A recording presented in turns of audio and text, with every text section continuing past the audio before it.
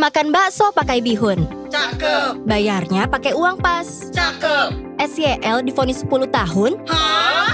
Gimana? Warga puas?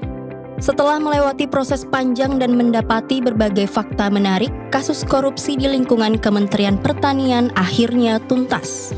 Syahrul Yassin Limpo, mantan Menteri Pertanian sekaligus aktor utama dalam tindak pidana korupsi ini, diganjar 10 tahun penjara. Sementara itu, 2 terdakwa lainnya yaitu mantan Direktur Kementan Muhammad Hatta dan Sekjen Kementan nonaktif Kasdi Subagiono, masing-masing diganjar 4 tahun penjara. Lalu apalagi perkembangan berikutnya? Apakah keluarga SYL akan ikut terseret sebagai tersangka? Saksikan ulasannya bersama Wakil Redaktur Detik News dalam Editorial Review. Secara khusus, Detik Sore kali ini akan kembali mengajak Anda untuk membahas seputar isu-isu lingkungan dalam segmen Green Talk. Menghadirkan para pelaku bisnis tambang di Indonesia, ikuti diskusi tentang praktek green mining yang digagas oleh KLHK. Sementara itu, untuk menutup hari ini, Sunset Talk akan menghadirkan psikolog dan seksolog Zoya Amirin. Ikuti diskusi seputar isu kekerasan dalam rumah tangga jelang matahari terbenam nanti.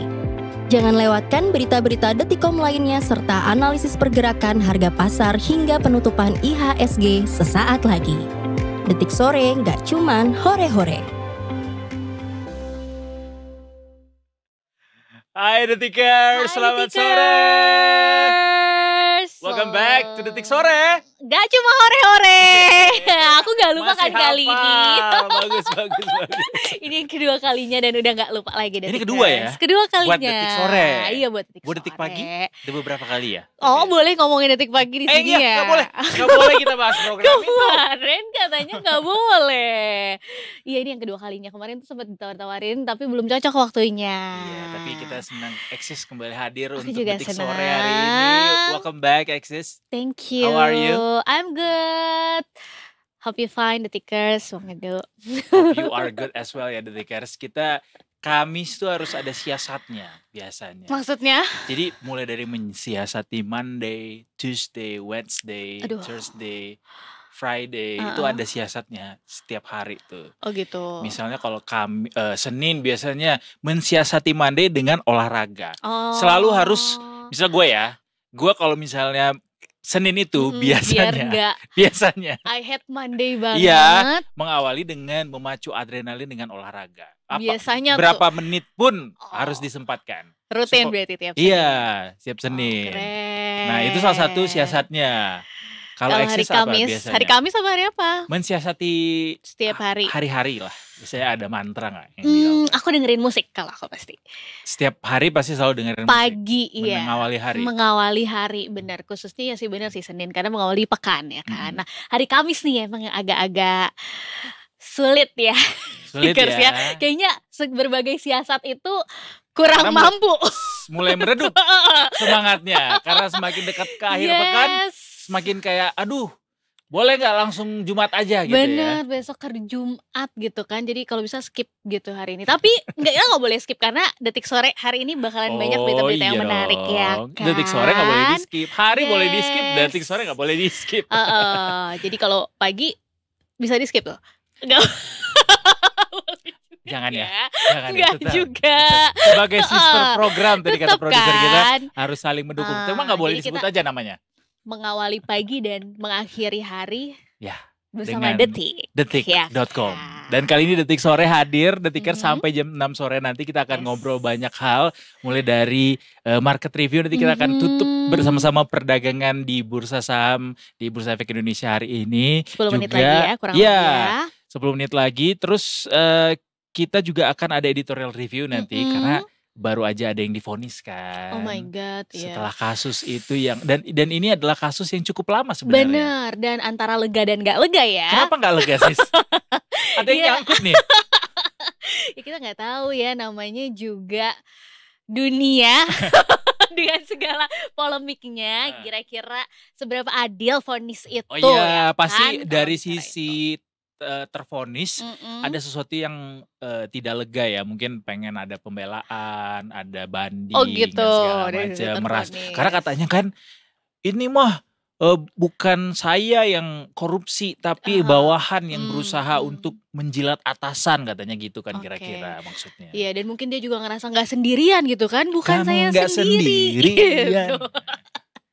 Iya, nggak sendirian, saya ada yang lain juga. Bobo orang lain ya. Iya, kenapa nggak yang lain, mungkin dia gitu. Giliran senang-senang sendiri, giliran udah kesusahan bawa orang lain tuh, sama kayak investor-investor retail tuh. Iya. Giliran untung nggak ngomong, kalau rugi langsung keluar-keluar di mana-mana macam-macam. ya kan.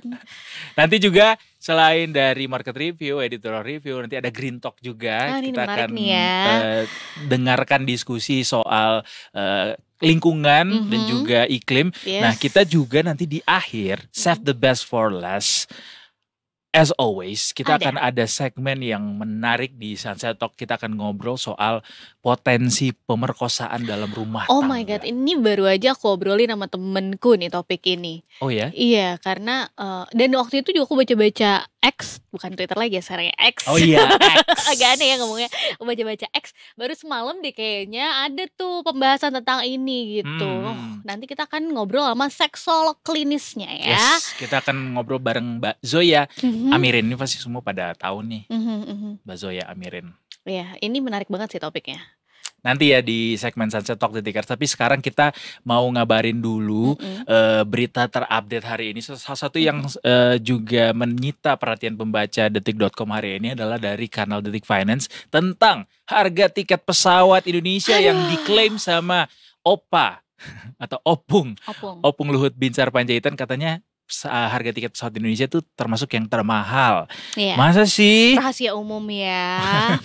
Bahkan ini disampaikan sama Pak Luhut Binsar Panjaitan, harga tiket pesawat yang tinggi ini karena pulihnya aktivitas penerbangan setelah pandemi.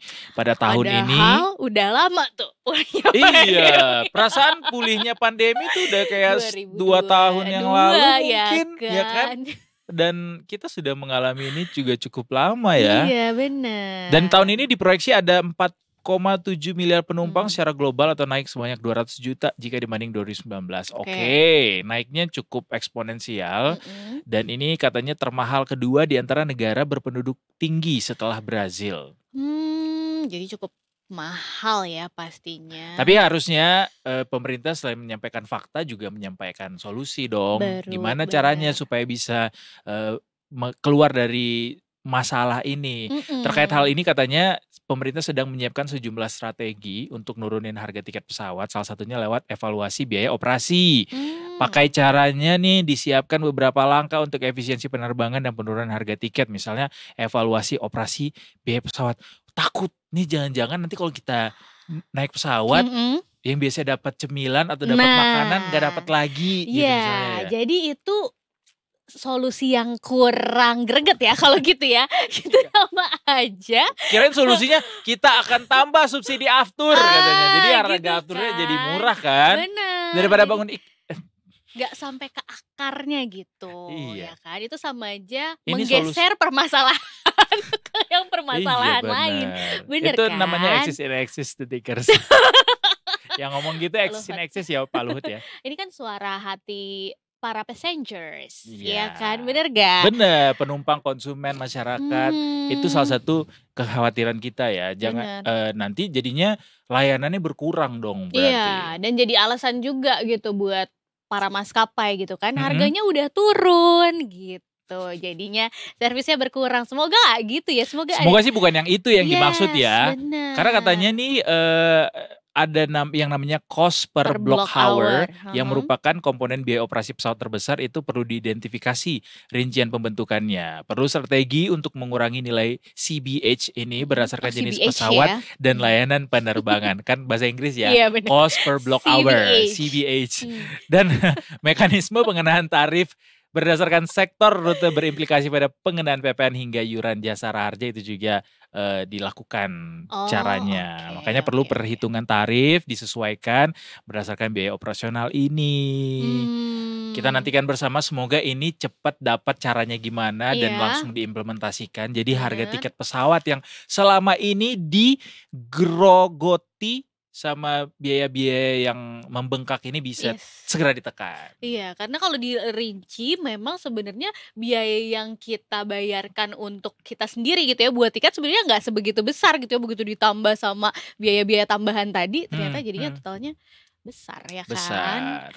Semoga solusinya juga jangka panjang ya, jadi bukan waktu-waktu tertentu Betul, aja betul. gitu. Itu adalah harapan kita bersama dan jadi biar kalau pemerintah bilang makanya wisata misalnya nih Mm-mm. konteksnya adalah dolar lagi kuat-kuatnya. Diminta berwisata di dalam negeri aja, Indonesia. jangan keluar negeri. Jadi rupiahnya nggak kabur, dolarnya dibawa masuk justru. Tapi Nah, ke Singapura lebih murah daripada ke masalahnya Bali. begitu. Gimana dong kita mau ngikut saran pemerintah? Jadi mudah-mudahan dengan ini ya kita bisa ngikutin sarannya, jadi ekonominya bisa maju bareng-bareng. Banyak gitu. banget sebenarnya kota yang pengen aku datengin di Indonesia. Apa salah satunya? Lombok. Lombok emang belum pernah. Oh, Lombok udah pernah nih waktu Yang itu liputan. pengen tapi belum pernah. Iya boleh. Yang pengen tapi belum pernah Sumba ya, Sumba. Wah sama lagi. Heeh. Bank Indonesia lagi pengen kesana tuh. Boleh tuh Detik Sore bisa loh ya mengulas Bisa Bank dong. Indonesia dari segi Aduh, enak lagi tuh kesana tuh. Di situ ada pantai apa gitu yang berfoto di pohon. Iya, Pohon apa sih namanya tuh lupa, yang cover albumnya Glenn Fredly itu salah satunya. Bahkan temenku yang orang sana katanya tuh belum sempat menjamah pantai-pantai yang bagus-bagus itu tuh. Yang suka ada di selebgram feed. Betul, Pantai Walakiri namanya. Bahkan orang sananya aja Di sendiri Waingapu. gak sempat katanya ke sana. Tapi emang gitu sih sis. Mm-mm. Biasanya tuh wisata-wisata yang ada di Daerah satu masing-masing, daerah, orang daerahnya justru belum pernah eksplor, Iya. yang eksplor orang luar. Itulah dia ya. Dan jangan sampai yang eksplor malah dari luar negeri, bukan dari Indonesianya sendiri, Nah ya itu kan? juga termasuk. Makanya udah turunin lah cepet Yes. ya. Ntar lagi kapan liburannya? Liburan masih lama. Kan ini udah dikasih PMN juga, Iya, BUMN. Jadi bisa lebih kuat dong harusnya keuangannya Termasuk untuk BUMN, berbagai macam investasi. aviasi. Aviasi juga ada nggak ya? Coba kita lihat daftarnya ya, Detikers ya. Jadi ini ada 16 BUMN dapat suntikan modal negara, totalnya 44,24 triliun, banyak banget ini. Ini ada Hutama Karya, Asabri, PLN, ada Bahana, ada Karya-karya sih Pelni, banyaknya ya. ada Bio Farma, Adikarya, Wijaya Karya, Land Industry, Dana Reksa, KAI, Raja Wali Nusantara Indonesia, PTPP, Damri, Perumnas, KAI, nggak ada aviasi. Nggak ada aviasi ternyata. Tapi ada transportasi lain ya kan, KAI dan lain-lain gitu. Nah ini 16 BUMN dapat nih suntikan 44,24 triliun untuk tahun 2025 ya, Detikers, dan itu udah diketok di Komisi 6 DPR bersama dengan Menteri BUMN Erick Thohir. Iya, mudah-mudahan PMN-nya bisa dipakai dengan Iya, optimal, yang sering pembangunannya dipertanyakan. bisa sesuai dengan target, tidak dikorupsi. Jadi manfaatnya nyata buat masyarakat pada akhirnya. Yes. Karena itu duit pajak kita juga. Bener, yang disuntik tuh nggak sia-sia gitu ya suntikannya ya. Pernah nggak disuntik tapi sia-sia? Suntik apa ya? Suntik tapi Pertanyaan saya terlalu filosofis ya. Itu sesederhana, Anda pernah tidak disuntik tapi kayak nggak berasa manfaatnya gitu loh. Mungkin pernah ya, karena cuma kurang dosisnya mungkin. Misalnya suntik vitamin C gitu kan, kalau sekali doang kan mungkin nggak ngefek di kulit ya kan, cuma sakitnya aja tuh. Iya. Ya kan, itu pernah tuh sekali gitu. Itu kalau terkait kesehatan kulit. Kalau terkait yang lainnya. But anyway, Detikers, ini udah 3 menit menjelang penutupan. Kita sedikit menelisik ke sentimen-sentimen yang mempengaruhi perdagangan hari ini kali ya. Jadi hari ini tuh kalau kita boleh balik ke jam 9 pagi tadi ketika ISG dibuka, ternyata ISG hari ini dibukanya cukup kuat sebenarnya. Yes, loncat langsung ya. Ya, loncatnya cukup tinggi juga. Loncatnya itu berapa poin? 0,33% ke 7.310.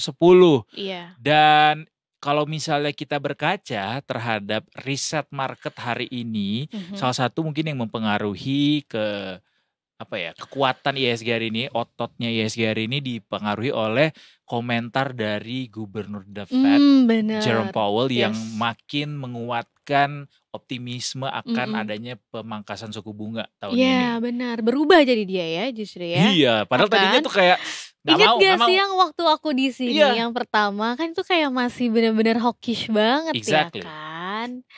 Terus tiba-tiba berubah, dolarnya ada yang Bahkan kelepek-kelepek. katanya nggak perlu untuk nunggu inflasi sampai di bawah 3% untuk mangkas suku bunga. Gue pas dengar report itu kayak, wah kodam apa yang memasukimu Opa Bener. Jerome gitu. Kenapa dia bisa Tiba-tiba gitu seoptimis kan. itu untuk mangkas? Dan gak mau terpengaruh pemilu tuh katanya. Ya, Ya kan, jadi itu salah satu yang bikin dolar akhirnya melemah ya kan. yes.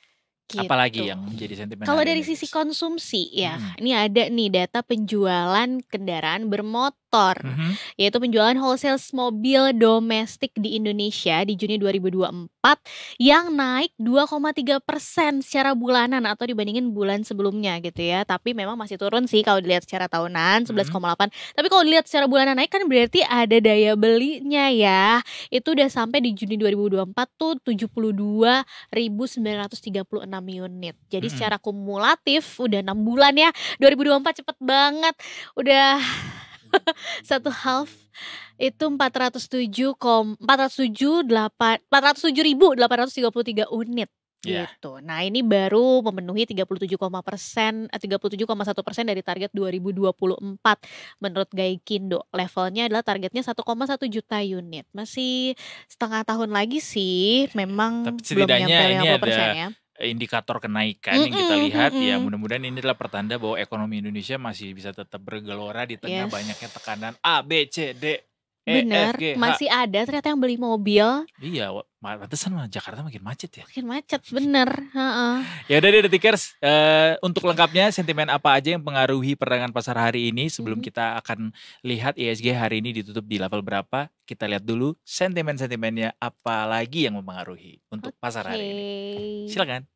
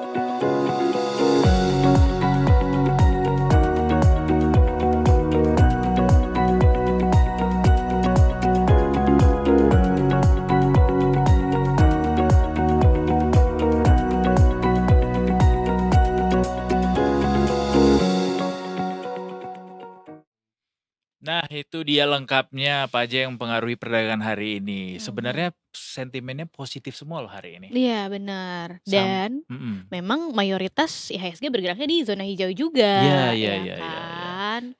Dan kalau dilihat beberapa indikator lain kayak misalnya ke rupiah, kurs kita hari ini juga menguat cukup signifikan, Detikers. Ini kalau misalnya kita lihat data RTI per detik ini, itu dolar Amerika sudah di level 16.156, di bawah 16.200. Congratulations. Padahal RDG belum nih ya. Go rupiah.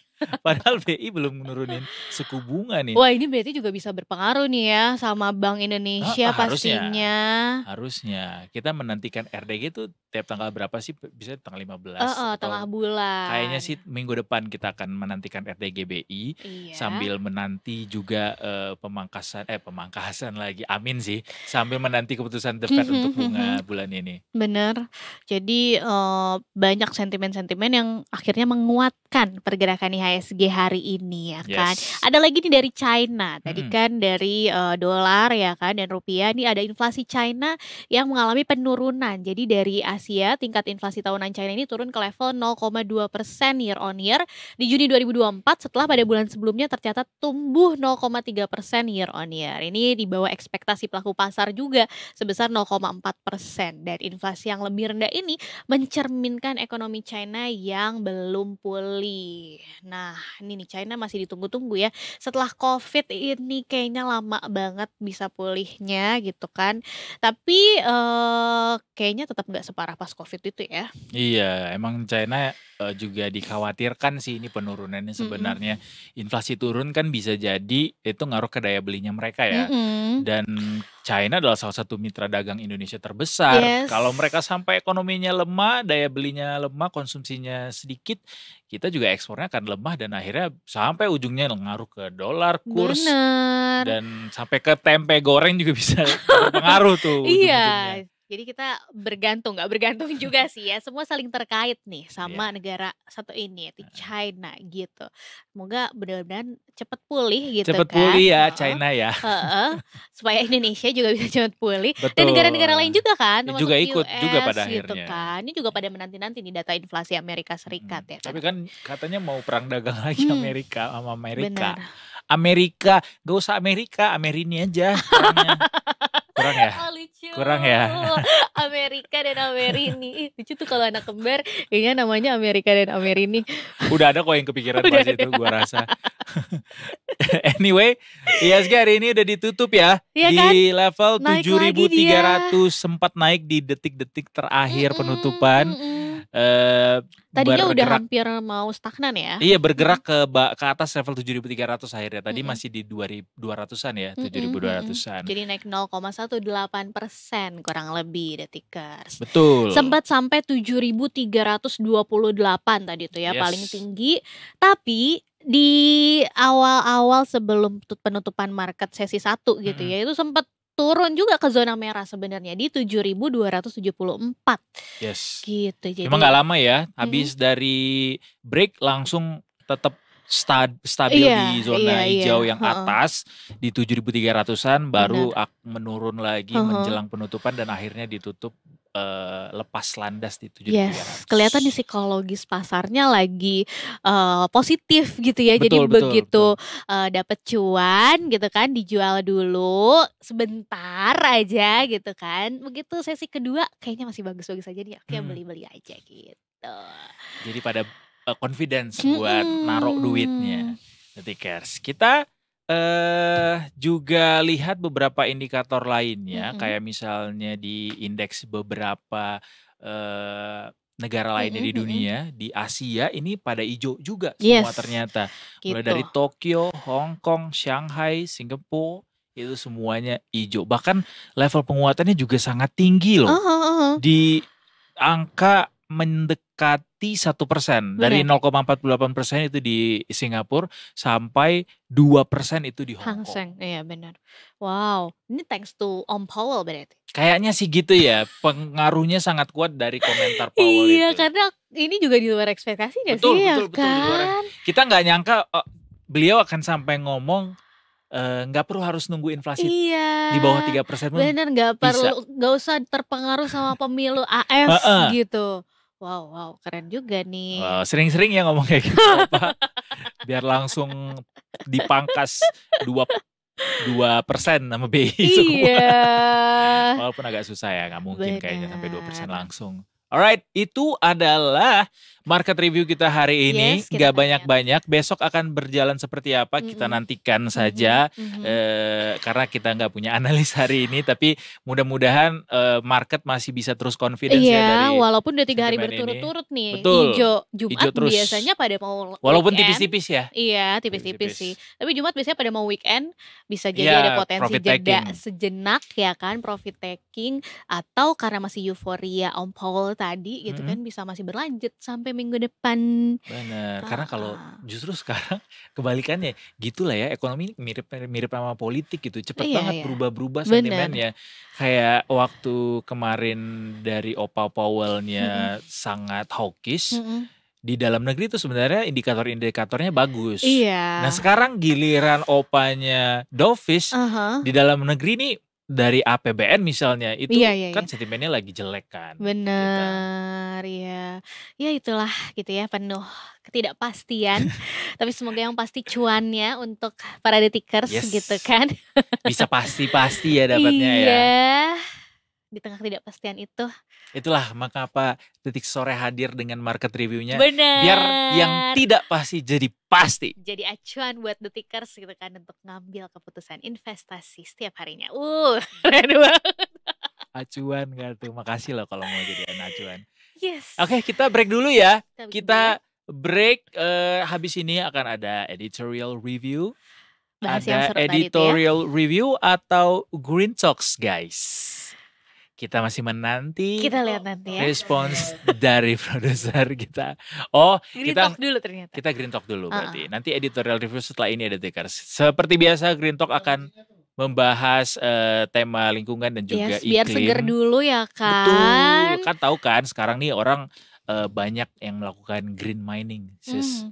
Iya, dan ini disambut baik sama pelaku industri dan juga termasuk KLHK-nya sendiri tuh disambut baik untuk melakukan penambangan hijau ini. Sejumlah peta jalan itu sudah dipraktikkan Yes. untuk menyelaraskan program pemerintah dan juga para pemangku kepentingan lainnya. Makanya kita pengen tahu nih apa aja sih sebenarnya terobosan yang sudah dilakukan dan juga apa aja targetnya, Yes. termasuk peta jalannya akan Kayak seperti gimana apa. gitu kan. Kan ini Iya. menarik nih. Ini akan menggabungkan ekonomi dan lingkungan gitu. Yang seringkali seringkali bertolak kontradiksi. belakang ya kan. Kontradiktif. Gimana sih cari jalan tengahnya di green mining ini, nanti kita bahas ya sama-sama dengan KLHK. Betul, langsung aja kita saksikan diskusinya barengan sama Aryo Asungkoro di sini. Setelah pesan-pesan berikut ini. Gak cuma hore-hore Detik Sore. Gak apa-apa, kebalik aja.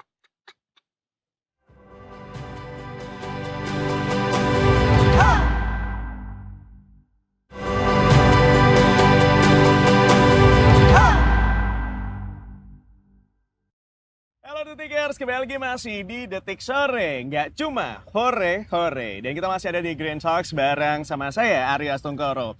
Jadi yang menarik adalah karena kita masih ada di Green Talks yang merupakan rangkaian dari Festival Luck yang kedua. Lingkungan hidup, iklim, kehutanan, dan energi, terutama energi terbarukan yang nanti akan diselenggarakan dari tanggal 8 sampai dengan 11 Agustus 2024 di Jakarta Convention Center. Dan ini merupakan tema besar yang diangkat adalah 10 tahun kerja untuk sustainability. Jadi yang menarik adalah kita akan melihat bagaimana kita terhadap lingkungan, mencintai, dan kemudian juga kita memberikan kontribusi itu sendiri agar kita semuanya sama-sama nyaman berada di bumi ini. Dan hari ini pun kita masih akan ngobrolin tentang lingkungan, tapi kali ini ngomongin tentang green mining, yang dimana biasanya kalau ngomongin mining itu selalu identik dengan kerusakan lingkungan. Tapi ternyata ada teknologi-teknologi yang bisa dibilang ini teknologi iklim terbaru lah ya, yang kemudian diterapkan oleh perusahaan-perusahaan yang membuat kerusakan lingkungannya justru bisa diminimalisir. Jadi ini menarik sekali. That's why kita mengangkat topik dan tema yang satu ini bersama narasumber yang sudah kita undang dan bergabung bersama kita di sini. Langsung aja kita sapa. Yang pertama ada Bapak Edi Nugroho Santoso selaku Direktur Pengendalian Kerusakan Lahan KLHK. Selamat pagi, Pak Edi. Selamat pagi, Mas Aryo. Pak, thank you ya udah mau gabung sini ya, Pak ya. Oh iya, sama-sama. Dengan bajunya yang juga cakep banget. Jadi pertama kali aku ketemu sama Pak Edi langsung bilang, Pak, bajunya kece loh, Pak. Iya. Serius, ada Lahan. lambang KLHK-nya gitu Iya. ya. Nice, Pak. Ya. Oke. Dan menemani Pak Edi di sini ada Pak Supandi selaku Division Head Health Safety and Environment PT Borneo Indobara. Selamat pagi, Pak. Selamat pagi. Sehat, Pak. Alhamdulillah sehat. Baju juga udah ada logonya, Borneo Indobara ya, Pak ya. Indobara. Itu dia. Kebetulan ini kok ya pas simetris, ini posisinya pas tengah, pas Putih, putih putih sendiri. ya. Bener, Pak. Setelah lihat-lihat, Bapak bener-bener bagian center tengah banget ya, Pak ya. Yes. Keren, Oke. Pak. Oke, selain Pak Supandi, kita juga sudah hadir bersama kita di sini. Ada dari General Manager System Compliance and Environment PT Berau-Kol, ada Bapak Febri Wiyadijali. Selamat pagi, Pak Jali. Pagi, Pak Sehat, Aryo. Pak. Baik. Thank you udah gabung sama kita di sini ya. Makasih. Oke, and the last but not least, bergabung sama kita juga di sini ada Bapak Bakhtiar Manurung, Sustainability Manager PT Merdeka Copper Gold Tbk. Pagi Pak Bahtiar. Pagi Mas Aryo. Aku soalnya tadi ketemu paling pagi banget Pak Bahtiar. Langsung ngopi Pak Bahtiar ya. Jadi langsung aku nanya-nanya tentang kopinya. Suka kopi juga Pak? Suka ya? tiap pagi selalu ngopi. Sama lagi Pak, aku juga kayaknya kalau belum minum kopi tuh kurang semangat di harinya ya. Itu dia, pas banget karena pagi hari ini kita akan ngobrol dengan narasumber-narasumber kita yang bergabung di sini, ngobrolin tentang green mining. Nah, mungkin pertama aku mau nanya sama Pak Edi dulu Pak. Oke. Kalau bicara tentang green mining, sebenarnya berarti green mining itu udah ada teknologi tersendiri yang bisa bikin dia lebih aman dan nyaman untuk lingkungan gitu ya Pak? Ya, betul sebetulnya. Secara aturan, secara kebijakan itu sudah ada tahapan-tahapan yang harus dilakukan oleh perusahaan. Kalau tahapan-tahapan itu dikendalikan dari awal, saya yakin kok kerusakan yang potensi terjadi itu bisa diminimalkan. Karena kita tahu ya, karena tambang itu membuka pasti ada risiko kerusakannya. Yeah. Tapi begitu kemudian diatur, aturan itu dilakukan, diterapkan tahapan-tahapannya, kok insya Allah bisa dengan baik sistem pertambangannya.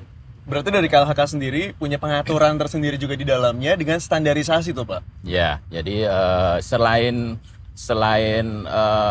aspek perizinan itu kan juga ada kriteria kerusakan, ada baku mutu lingkungan yang harus ditaati. Bahwa kemudian tadi ada ukuran-ukuran yang harus ditaati, maka ada semacam inovasi dari perusahaan untuk melakukan itu, menurunkan bebannya supaya tidak terjadi kerusakan. Itu dibuka lebar untuk inovasi-inovasi yang berasas ke teknologi. Oke. Ya. Nah, terkait inovasi, mungkin aku mau ke Pak Supandi. Berarti kalau dari Pak Supandi sendiri, apa inovasi yang dilakukan begitu ya? Apakah juga punya standarisasi dan menerapkan standarisasi yang diberlakukan oleh KLHK? Oke, baik, terima kasih. Jadi kalau kita bicara standarisasi, yang pertama fundamentalnya adalah patuh kepada peraturan. Itu baseline-nya. Oke. Dari baseline itu pasti kita banyak inovasi-inovasi yang lahir dari karakteristik lingkungan yang sekitar kita. Karena semuanya kan pasti punya karakteristik masing-masing. Sehingga dengan karakteristik masing-masing itu kita berinovasi membuat keunggulan-unggulan berdasarkan karakteristik kita. Seperti case-nya di Kalimantan Selatan, bahwa kita bekerja kegiatan pertambangan, maka kita mencoba untuk memulihkan semaksimal mungkin. Dalam tanda kutip kita bisa melakukan lebih dari apa kondisi sebelumnya. Contoh di kita biasanya hutan industri akasia. Sekarang ini kita memulihkan dengan kondisi yang jauh lebih bagus. Kita ada persyaratan dengan kehutanan untuk tanaman-tanaman kehutanan. Di sisi lain itu kita juga memasukkan tanaman buah multi MPTS, multi spesies, di mana itu bisa bermanfaat bagi ekosistem, bisa bermanfaat bagi masyarakat, bisa dipanen dan macamnya. Itulah bukti bahwa kita bisa mengembalikan lingkungan yang kita lakukan kegiatan di situ kita lebih baik dari kondisi awalnya. Kita bisa buktikan di situ. Dan ini sudah berjalan dan itu dilakukan evaluasi secara reguler dari pemerintah sebagai pembina kita, dan itu kita bisa buktikan bahwa pencapaian-pencapaian itu memang real ada di sana di lapangan. Jadi memang sudah dilakukan pengawasan secara berkala juga di sana begitu ya? Diawasin juga dari KLHK-nya? Dilakukan pengawasan secara reguler dari pemerintah, baik dari KLHK sendiri maupun dari Kementerian SDM. Itu melakukan pengawasan, pembinaan secara reguler di situ. Sehingga apa yang kita lakukan, apa yang sudah kita capai itu sudah sesuai belum dengan regulasi? Apakah sesuai dengan garis besar rencana kerja kita? Nah itu kita terus dipelototin di situ untuk terus mendorong inovasi-inovasi dan perbaikan berkelanjutan. I see. Kalau dengan pertanyaan yang sama, Pak Jali seperti apa kalau dari sisi dirimu? Kalau pertama-tama makasih ya Mas Aryo ya, udah diundang di acara ini, ketemu sama Mas Aryo, Pak Edi, Pak Pandi dan juga Pak Bahtiar. Kita juga terima kasih loh Bapak mau datang ke sini loh. So happy to be here. Iya. Jadi saya mungkin sebelum masuk ke dalam inovasi, mungkin di awal kami di Grogol kita melakukan kegiatan pertambangan batu bara. Di awal kita memiliki komitmen manajemen dulu ya.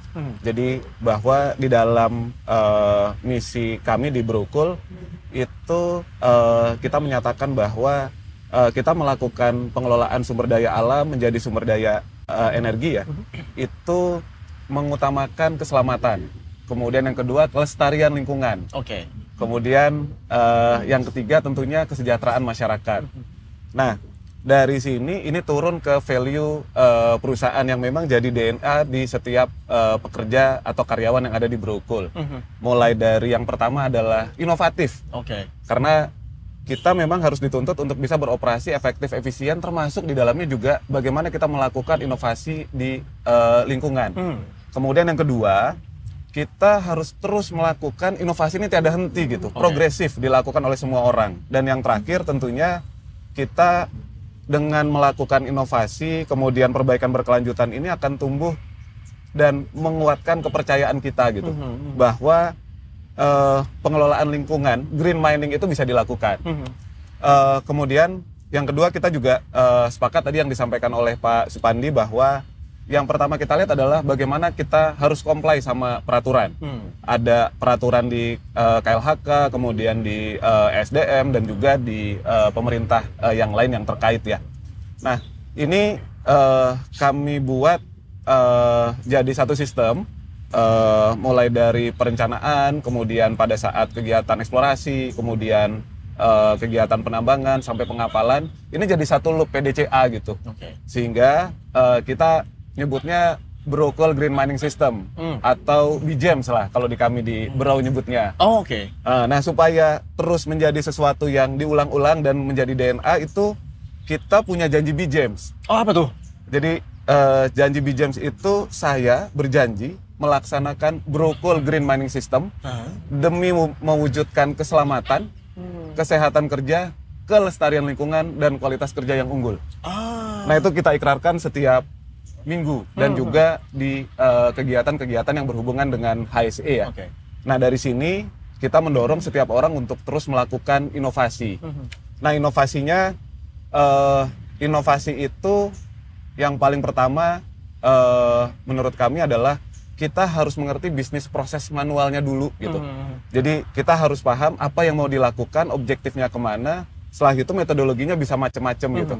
Ada berbagai macam yang kita lakukan ya.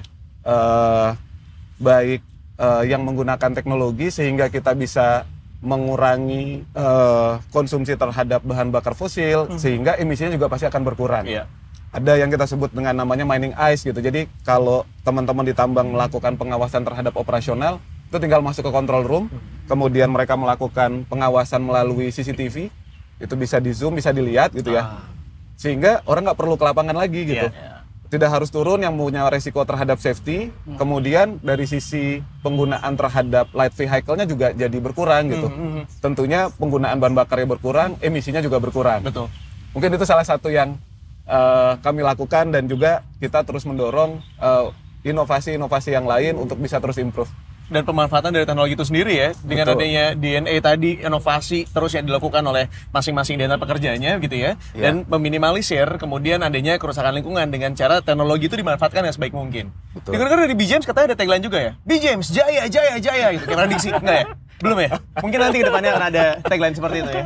Yang ada lingkungan lestari. Oh bener. Ya. Langsung dapat tuh, lingkungan lestari.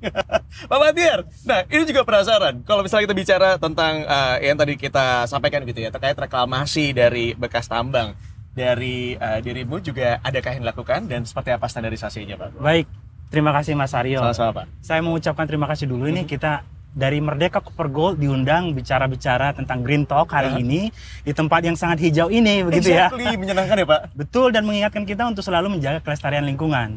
Pertama yang saya mau sampaikan, Merdeka Copper Gold sangat berkomitmen terhadap sustainable mining. Atau pertambangan yang berkelanjutan. Nah, komitmen sustainable mining ini dinyatakan dengan jelas di dalam kebijakan keberlanjutan Merdeka dan strategi keberlanjutan Merdeka. Jadi strategi keberlanjutan Merdeka itu ada 6 pilar, Mas. Pilar pertama adalah preserving the environment atau menjaga kelestarian lingkungan. Jadi sesuai lah dengan tema kita hari ini. Pilar yang lainnya juga penting sekali karena juga menjadi bagian dari sustainability, yaitu menjaga keselamatan pekerja, kemudian memberdayakan masyarakat, mengadopsi nilai-nilai good governance dan menghormati HAM. Kemudian terkait pertanyaan dari Mas Aryo, reklamasi, tentu karena ada bagian dari komitmen kami pelestarian lingkungan, di Merdeka kami melakukan reklamasi progresif. Begitu. Dengan kata lain, kami melakukan reklamasi sepanjang umur operasi tambang. Jadi tidak menunggu sampai dengan penutupan tambang atau mine closure. Jadi semenjak tambang kami dibuka tahun 2017, kami sudah mereklamasi lebih dari 80 hektar lahan, Mas. Dan terakhir, tambang emas kami di Banyuwangi, BSI, itu baru saja menyerahkan lahan kompensasi yang sudah direboisasi kepada pemerintah setempat. Lebih dari 1.900 hektar. Kira-kira begitu, Mas. Oh, menarik ya. Ini foto-foto baru yang aku temukan juga. Dan ini sebenarnya juga nanti akan ada di Festival Light. Jadi kalau misalnya beberapa dari teman-teman atau Detikers ngerasa kayaknya pengen tahu lebih lanjut, sebenarnya nanti bisa datang aja ke Festival Light yang kedua gitu ya. Masih dari Pak Batiar, Pak, aku juga penasaran terkait dari konsep green mining ini sendiri gitu ya. Usaha-usaha apa aja nih yang sudah dilakukan untuk mendukung green mining-nya ibaratnya, Pak? Ini pertanyaan yang saya tunggu-tunggu sebenarnya. Langsung ke intinya, Pak. Betul, green mining. Kalau konsep di kami ya, di Merdeka Copper Gold, seperti saya sampaikan tadi adalah green mining ya, tapi lebih ke sustainable mining. Ya. Jadi kalau inovasi, ya tentunya mencakup sustainable mining, environmental, social governance ya. Tapi sekarang topik kita lah enviro. Jadi kami melakukan inovasi yang ingin saya sampaikan satu saja, begitu. Kami memiliki unit bisnis yang saya pikir pertama di Indonesia dan pertama di dunia.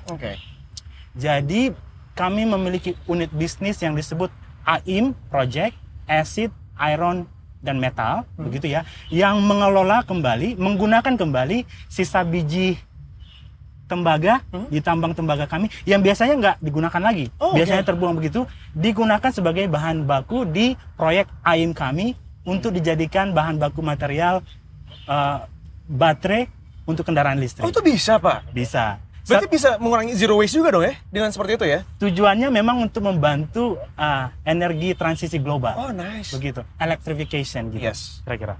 Iya, dimana sekarang kita sudah menuju ke arah sana gitu ya, dan kita butuh baterai-baterai itu sebenarnya untuk kendaraan kita gitu ya, Pak ya? Betul. Oh, menarik sekali. Oke, kalau dari Pak Jalil sendiri, Pak, aku penasaran juga, seperti apa strategi yang dilakukan, khususnya untuk penutupan dari bekas tambang yang seringkali kemudian dianggap negatif oleh masyarakat? Ya, jadi kalau banyak yang tadi Pak Edi udah nyampein di awal, tambang itu merusak ya. Yang jadi catatan ya. Nah, di kita apa yang kita lakukan adalah yang pertama kita compliance, kita comply terhadap aturan. Kenapa? Karena di dalam proses penambangan kita akan mulai dari kajian teknoekonomi atau FS, kemudian kita lanjut ke analisa mengenai dampak lingkungannya atau AMDAL-nya. Jadi kita ngacu ke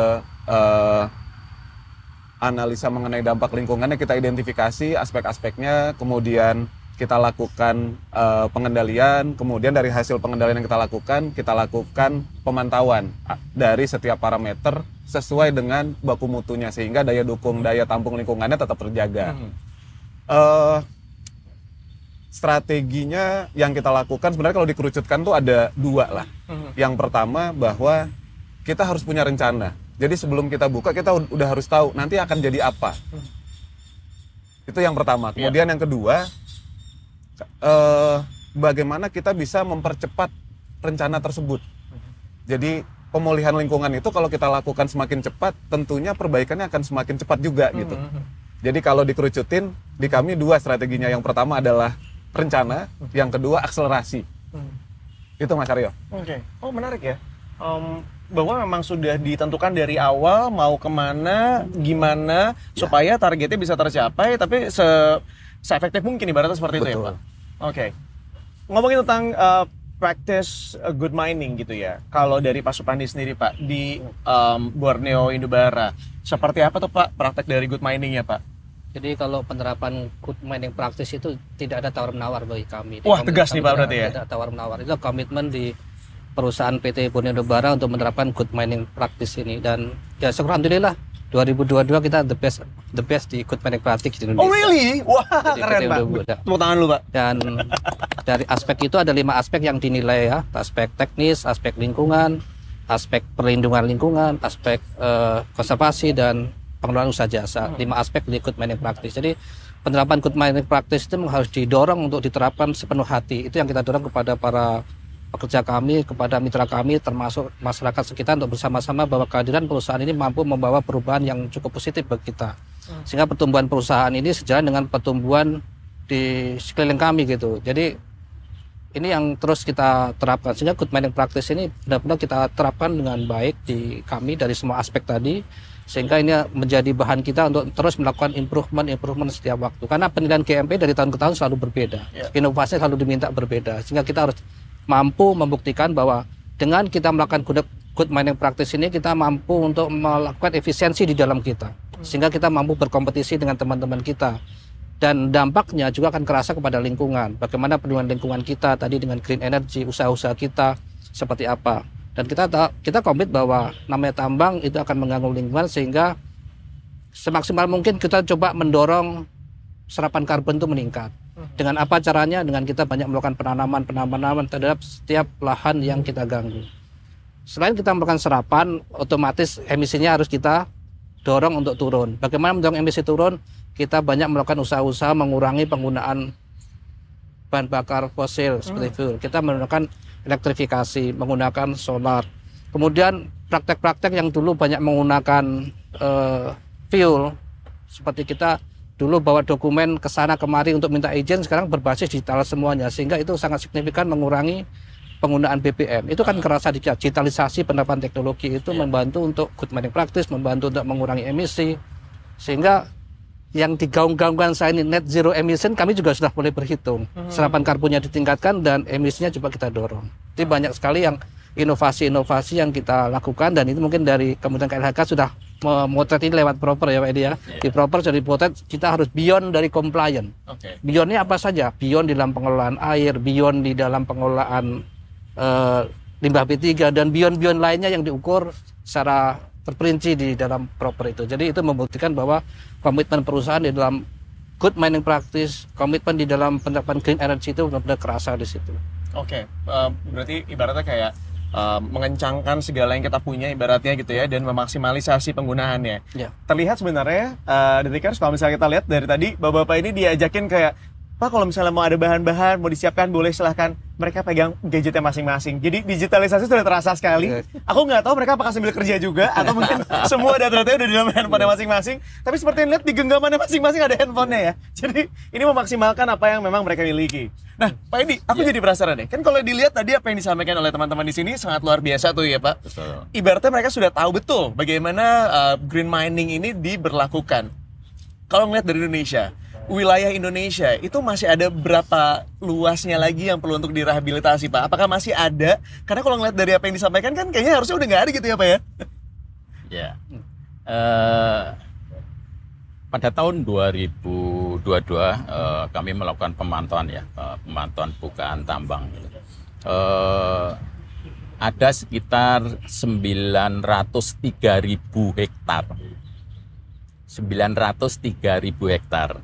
Sekitar itu. Nah, yang berada di konsesi yang berizin itu hampir 50%-nya. Sedangkan yang 50%-nya lagi itu di luar izin, artinya pertambangan tanpa izin. Jadi kalau berbicara yang berizin tadi itu kan kemudian tidak karena itu tadi ada aspek tahapan, ada tata waktu gitu ya. Tidak kemudian 1 tahun, 2 tahun, 5 tahun kemudian yang 50% tadi yang berizin tadi harus berupa tertutup oleh atau direklamasi karena memang masih produksi gitu.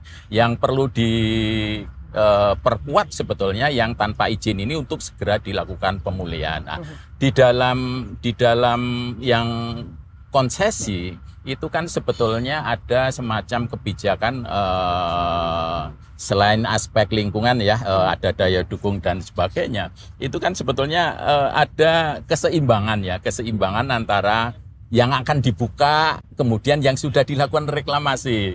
Jadi kalau tadi Mas Baktiar menyampaikan pertahapan sudah dilakukan reklamasi gitu ya. Ya itu tadi untuk mencapai keseimbangan tadi. Nah, keseimbangan ini yang kemudian dari aspek lingkungan memang dibutuhkan. Karena apa? izin tambang itu bisa 20 tahun, diperpanjang sampai 40 tahun. Kami lingkungan tidak bisa menunggu 40 tahun lagi baru direklamasi gitu ya. Sehingga pertahapan tadi keseimbangan antara yang akan dibuka dengan yang sudah direklamasi ini menjadi penting. Kalau itu bisa dipegang oleh teman-teman dari perusahaan itu akan cukup bagus lagi. Dan kami ada indikator lingkungan terkait dengan indeks kualitas tutupan lahan. Di mana per kabupaten mungkin bahkan per konsesi itu bisa dilihat indeksnya turun atau naik atau tetap gitu. Kalau yang berada, kita tahu misalnya HTI gitu ya. HTI itu kan ada panen dan sebagainya. Tetapi kalau diukur itu tetap, tutupan hutannya tetap. Nah, demikian juga untuk pertambangan gitu. Harusnya tadi keseimbangan antara bukaan dengan reklamasi itu tercipta ya, indeks kualitas tutupan lahan yang relatif lebih tetap. Syukur-syukur kalau meningkat. Nah, caranya meningkat ya gimana?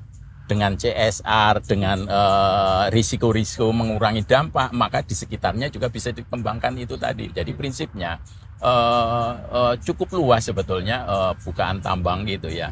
Dan ini ada beberapa memang yang kemudian sudah menimbulkan dampak, apakah itu banjir atau pencemaran gitu ya. Tetapi kalau dalam konteks industri tadi saya yakin kok sudah ada plan untuk bagaimana mereklamasi. Oke. Sebenarnya Pak, kalau dari 900 hektar tadi lah 900-an gitu ya Pak ya. Itu tuh butuh waktu berapa lama sih Pak untuk merehabilitasinya? Dan kemudian seperti apa untuk kita mengalihfungsikannya? Bisa dijadikan apa aja misalnya Pak? Oke. Itu tadi kami di awal menyampaikan bahwa perusahaan itu harus melihatnya dari awal, pertahapan mencegahnya supaya tidak di terakhir kemudian baru mereklamasi gitu ya. Kalau melakukan di akhir ternyata di tahapan itu mereka kelewatan gitu, maka agak susah untuk melakukan reklamasi. Contoh saya melakukan penanaman di Samarinda, 3 hari menanam langsung mati tanamannya. Betul, karena memang itu tadi tanah airnya cukup asam gitu ya. Sehingga memang tanaman agak susah tumbuh di situ gitu ya. Sehingga itu tadi perlu upaya tahapan di pencegahan. Rata-rata kalau itu bisa dilakukan dengan baik, maka 3-4 tahun itu adalah waktu yang paling cepat dikatakan nanti reklamasinya berhasil. Sehingga di aturannya juga ada konteksnya kapan melakukan reklamasi, kemudian berapa tahun harus melakukan pemeliharaan. Sehingga kalau saya melihat memang itu tadi 3-4 tahun untuk bisa melihat. Tentunya itu tadi berdasarkan karakteristik kerusakan yang ada gitu. Ya, kalau memang tadi sudah dari awal bisa mengelola dengan baik, kok sepertinya bisa lebih mudah untuk melakukan reklamasi. Yeah, that's why Pak Bahtiar tadi bilang sebenarnya dari awal 2017 itu sudah dipikirin sampai ke situnya. Jadi sudah sambil berjalan, sambil juga diperbaiki segala sesuatunya berhubungan dengan lingkungan ya Pak ya? Betul. Kalau dari Pak Bahtiar sendiri Pak, dari Merdeka Copper Gold, itu berapa lama waktu yang dibutuhkan untuk merehabilitasi itu Pak? Apakah memang langsung di tempat gitu ya? Kalau tadi Pak Edi bilang kan 3-4 tahun ibaratnya. Memang harus dari awal seperti Pak Bahtiar. Sebagai sampel yang ada nih Pak. Ya. Jadi ya seperti saya sampaikan, di tambang emas kami di Banyuwangi dan tambang tembaga di Wetar yang baru beroperasi berapa tahun ya kira-kira, kurang dari 10 tahun begitu, kami sudah melakukan reklamasi dan sudah ada hasilnya. Kira-kira begitu, lebih dari 80 hektar. Kenapa? Seperti Pak Edi sampaikan tadi, dan juga sebenarnya sesuai dengan peraturan nasional ya Pak ya, bahwa memang reklamasi tidak menunggu mine closure, penutupan tambang, tapi dilakukan sepanjang tahapan operasi tambang. Jadi kami sudah melakukan reklamasi dari mulai tahap eksplorasi, Mas. Jadi kalau dibilang berapa tahun reklamasi berhasil, kembali kepada Edi tadi, itu terus menerus. Karena bisa saja sudah direklamasi tapi tidak dipelihara, gitu. Mungkin bisa disampaikan atau dikatakan berhasil ketika sudah disampaikan kepada pemerintah. Nah, namun di tambang kami Merdeka belum ada yang ditutup. Belum ada yang ditutup. Jadi masih terus beroperasi. Jadi masih terus melakukan reklamasi berkelanjutan, Mas. Ya. Kira-kira Jadi masih ongoing ya, seperti masih yang disampaikan tadi komitmen awal bahwa memang dari sejak pertama kali ada, seterusnya akan terus dilakukan, jadi nggak ada berhentinya. Sampai dengan diserahkan kepada pemerintah. Ya. Dan bukan di akhirnya baru diurusin, tapi dari sekarang udah diurusin. Betul. Itu dia. Pak Supandi, aku juga pengen nanya sebenarnya, kalau dari Pak Supandi sendiri, seperti apa strategi penghijauan yang dilakukan di area tambangnya, Pak? Jadi dari Borneo, kalau kita bicara strateginya, tentunya dari awalnya dulu kita tadi karakteristiknya material kita seperti apa. Contoh, apakah material kita asam atau tidak. Pertama kan orang mendengar asam tambang. Itu harus kata-kata yang harus kita manage dengan baik sehingga potensi asam tambang itu kita bisa eliminasi dari tahap perencanaan di awal. Kita mengidentifikasi dari eksplorasi, kita tahu mana penghasil asam, mana penghasil non asamnya, sehingga kita bisa atur untuk tempat reklamasi itu adalah yang tidak asam yang di permukaan, sehingga ketika ditanam pun tanaman bisa tumbuh di sana. Artinya dari tahap perencanaan untuk penataan lahan kita udah concern di situ. Jadi proses pertama reklamasi ada penataan lahan. Bagaimana kita consider dengan asam tambang, kita consider dengan stabilitas lerengnya, kita consider dengan erosional controlnya dan macamnya, sehingga siap untuk ditanami. Nah, kalau kita bicara siap ditanami, artinya kita harus punya bibit yang siap di sana, siap di situ. Sehingga komitmen PT Borneo Bara saat ini kita memiliki nursery modern kami nyebutnya dengan kapasitas 500.000 bibit per tahun. Cukup besar 500.000 itu karena kami juga tanggung jawabnya cukup besar. Dengan kapasitas bibit yang sebesar itu, maka kami memastikan kesiapan bibit itu ada ketika kita reklamasi. Oke. 500.000 kami saat ini rata-rata 100 hektar reklamasi kami per tahun. Saat ini kami sudah hampir 1.200-an hektar yang sudah kami reklamasi, di mana semua dari nursery kami. Tadi yang saya bilang ada tanaman buah-buahan, kami menggandeng masyarakat sekitar untuk berkolaborasi. Karena tanaman buah itu harus dimasukkan dalam kegiatan reklamasi tersebut. Sehingga katanya penyiapan bibit itu siap dari kita. Dengan kita menyiapkan teknologi nursery modern itu di kita. Kemudian dari tata pelaksanaan kita menggandeng masyarakat sekitar juga untuk melakukan kegiatan penanaman di tempat-tempat reklamasi yang kita rencanakan di situ. Sehingga sinergi antara perusahaan dan masyarakat tadi itu bisa harmonis di situ. Kemudian kita melakukan perawatan, kemudian kita melakukan pemantauan secara reguler, itu juga kita banyak menerapkan teknologi-teknologi yang sekarang ini mungkin cukup berkembang.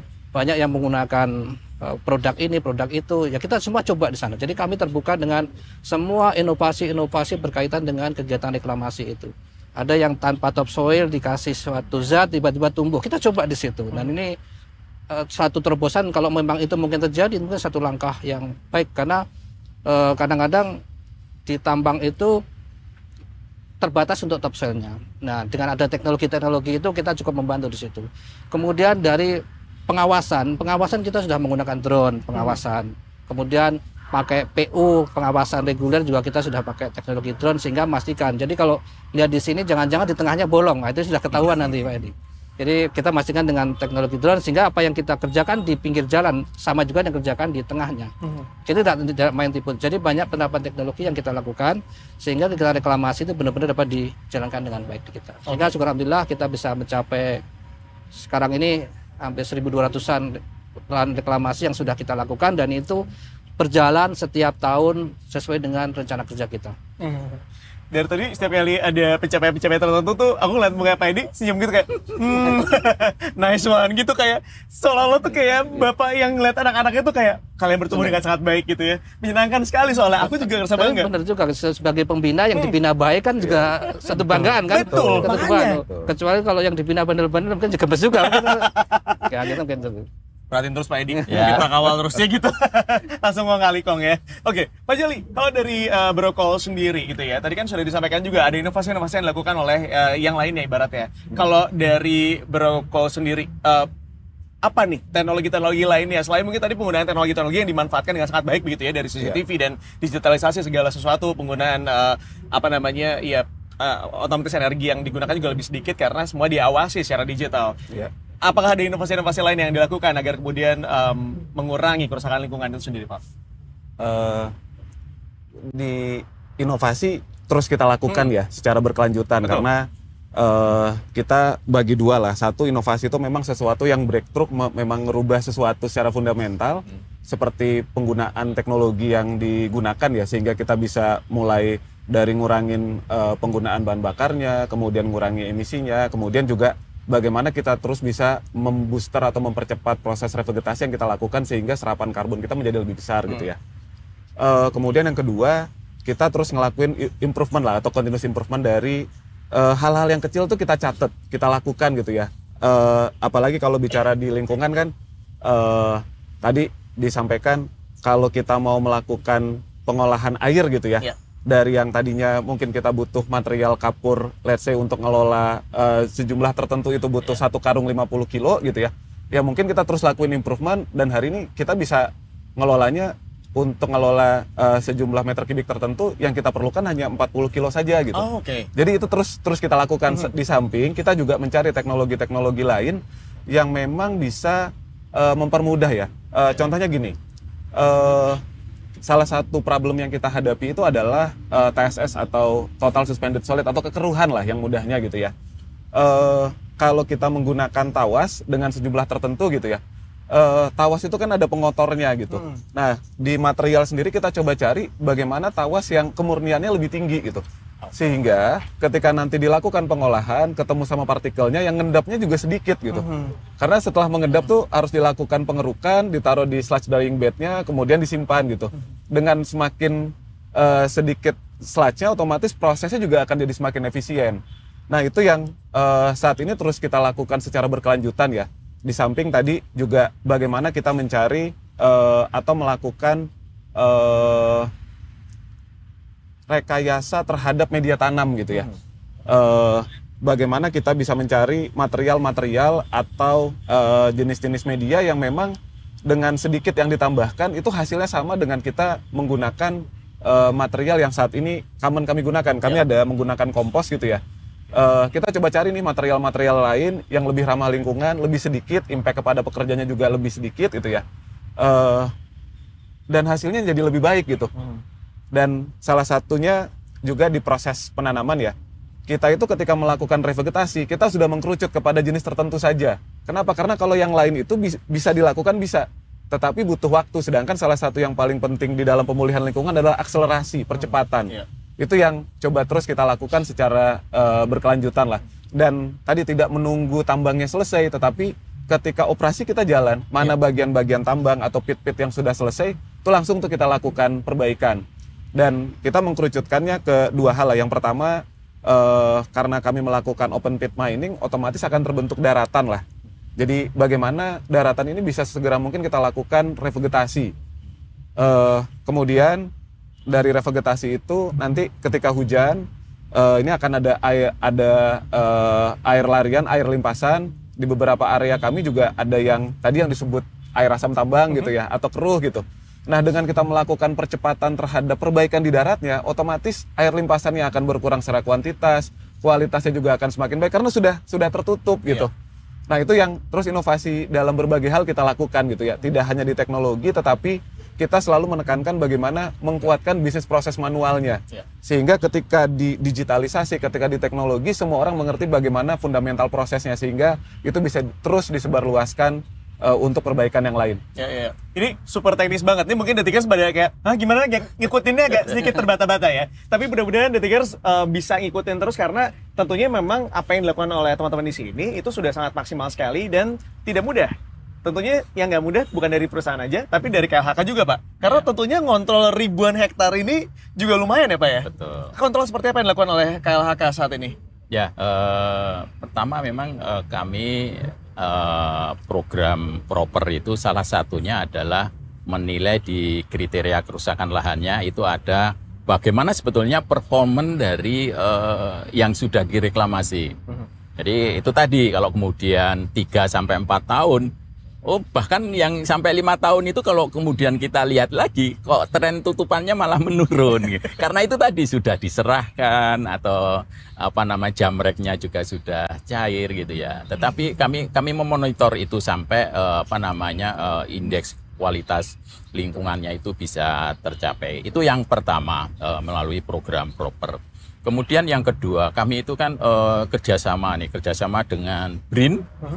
Jadi secara bulanan itu melakukan pemantauan dengan citra satelit. Jadi kami tidak perlu sampai ke lapangan gitu ya, tapi dari perubahan-perubahan mana ekstrim bukaan lahan atau ini revegetasinya kok tidak berkembang dan sebagainya, maka kemudian itu disampaikan kepada perusahaan masing-masing untuk klarifikasi. Mungkin perlu upaya-upaya lagi penguatan di situ tadi gitu ya. Itu yang kami lakukan gitu. Jadi pemantauan itu sekarang secara teknologi ya sudah cukup terbuka sekali gitu ya. Kemudian selain itu tadi kami coba untuk selalu berdiskusi beberapa perusahaan gitu ya. Ini ada masalah-masalah yang tadi yang di luar izin gitu ya. Kira-kira perusahaan itu tadi punya inovasi A, B, C, D. Kalau saya kumpulkan ini bisa konteksnya memperbaiki misalnya teknologinya di lokasi-lokasi yang tidak berizin tadi. Jadi kolaborasi pertama tadi kolaborasi dengan berbagai perusahaan itu menjadi penting, kekuatan kita untuk melakukan pemulihan lingkungan gitu. Tapi kemudian yang kedua kami kemudian melakukan pemantauan yang secara rutin untuk melakukan pembinaan di masing-masing perusahaan. Oke. Adakah pencapaian-pencapaian sendiri Pak dari Dirjen pengelolaan maksud kami pengendalian kerusakan lahan ini? Ya, terkait dengan proper memang kami ada sekitar 239 perusahaan gitu ya. Karena ini voluntary gitu. Ada 239 perusahaan dan memang lebih dari 60% yang sudah tadi taat sesuai dengan ketentuan peraturan gitu. Bahwa kemudian ada yang belum taat, maka kemudian dalam waktu 1 bulan, 3 bulan, bagaimana mendampingi perusahaan itu untuk memperbaiki kinerjanya gitu ya. Itu yang kami lakukan gitu ya. Kemudian kalau kita lihat ya, dari sisi reklamasi tadi atau bahkan kemudian efisiensi yang dilakukan oleh perusahaan itu juga kami melakukan rekapitulasi cukup ternyata kapasitas atau kemampuan dari perusahaan itu hebat sebetulnya.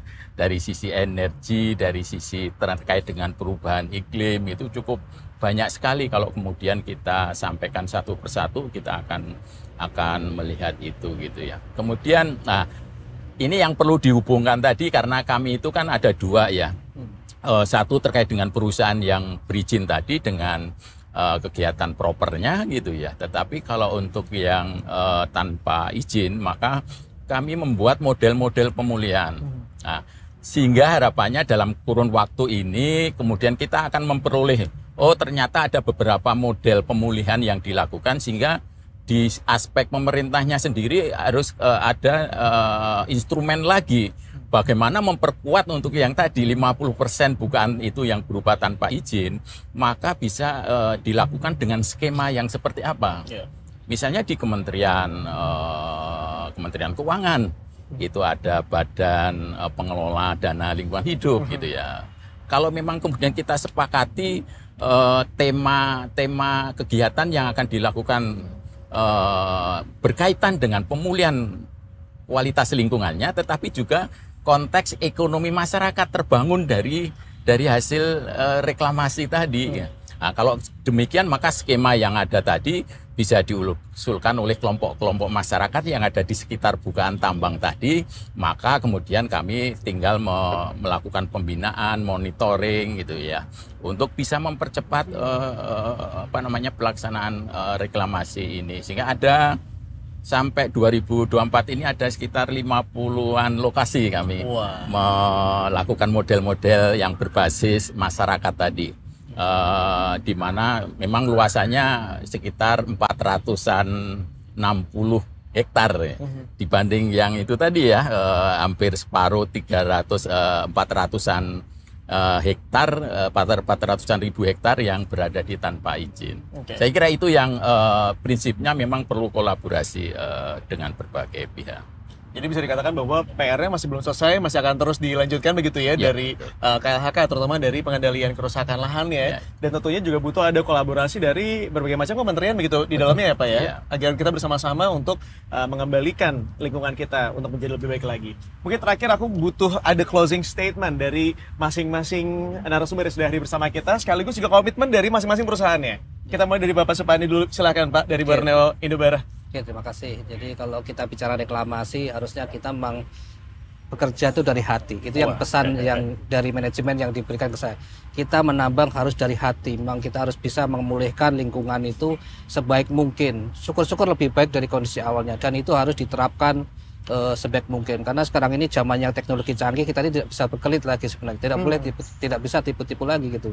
Dengan satelit, dengan radar, apapun sudah bisa dimonitor. Sehingga memang kita harus bekerja sepenuh hati untuk memulihkan lingkungan kita. Tanggung jawab kita ini. Kita menghasilkan emisi, juga kita harus bisa menyerap emisi tersebut sebaik mungkin.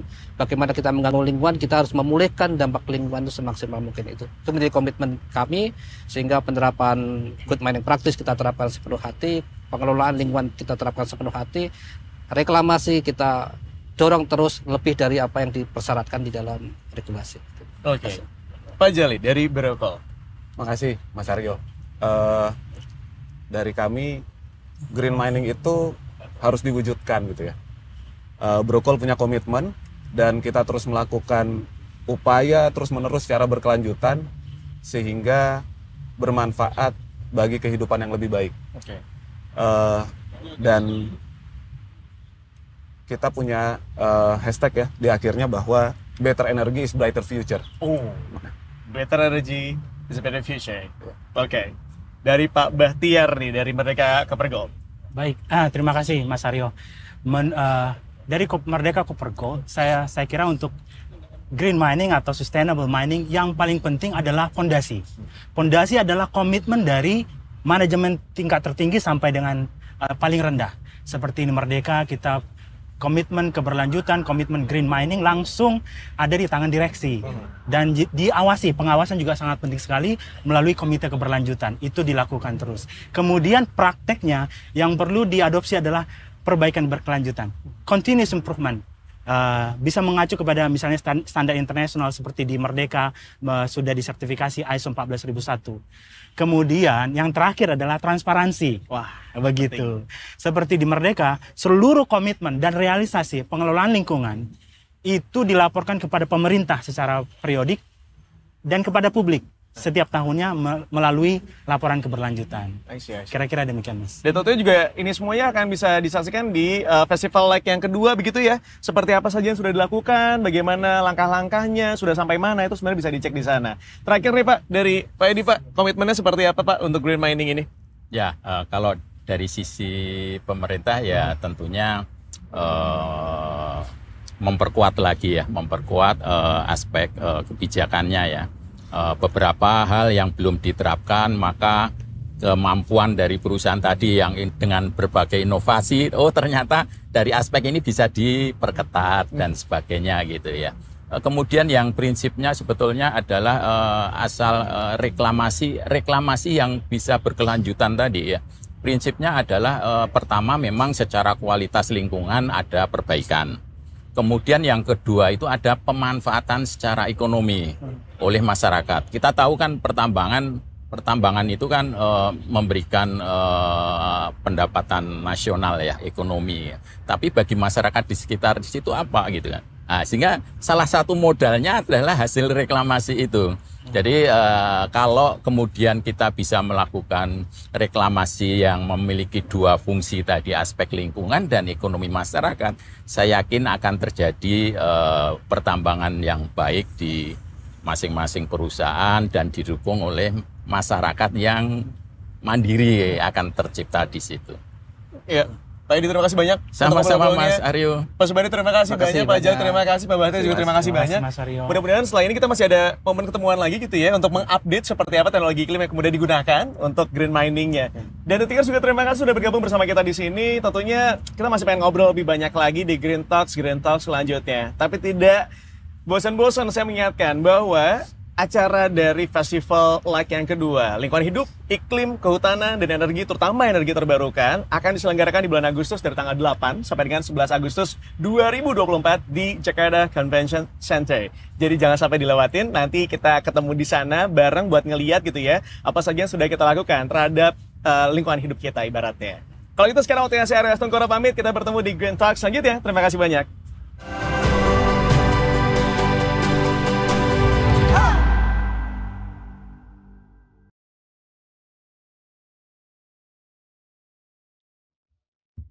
Welcome back di Detik Sore. Gak cuma hore-hore.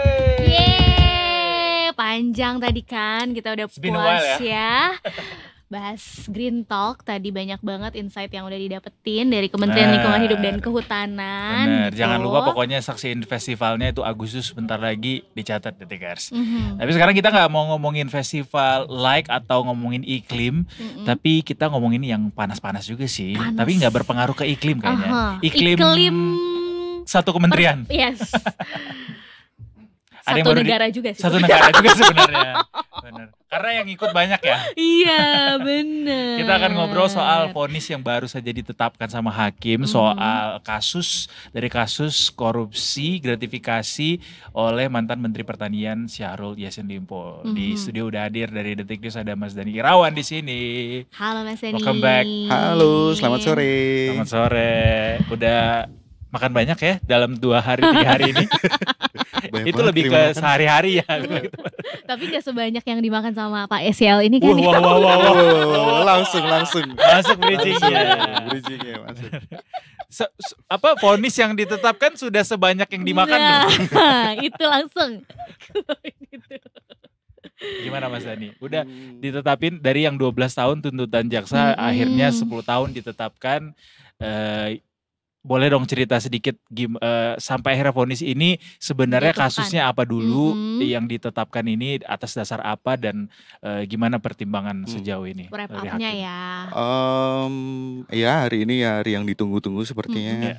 Tapi perjalanan masih panjang sebenarnya karena putusannya dalam bahasa hukum belum inkrah, belum berkekuatan hukum tetap gitu. Karena masih akan banding. Karena masih akan banding. Tadi sudah disampaikan juga jaksa KPK akan banding, pihak Pak Syahrul Yassin Limpo juga akan banding. Jadi ya 10 tahun itu bisa naik, bisa turun. Nanti kita lihat setelahnya. Cuman untuk ya flashback lagi ke belakang.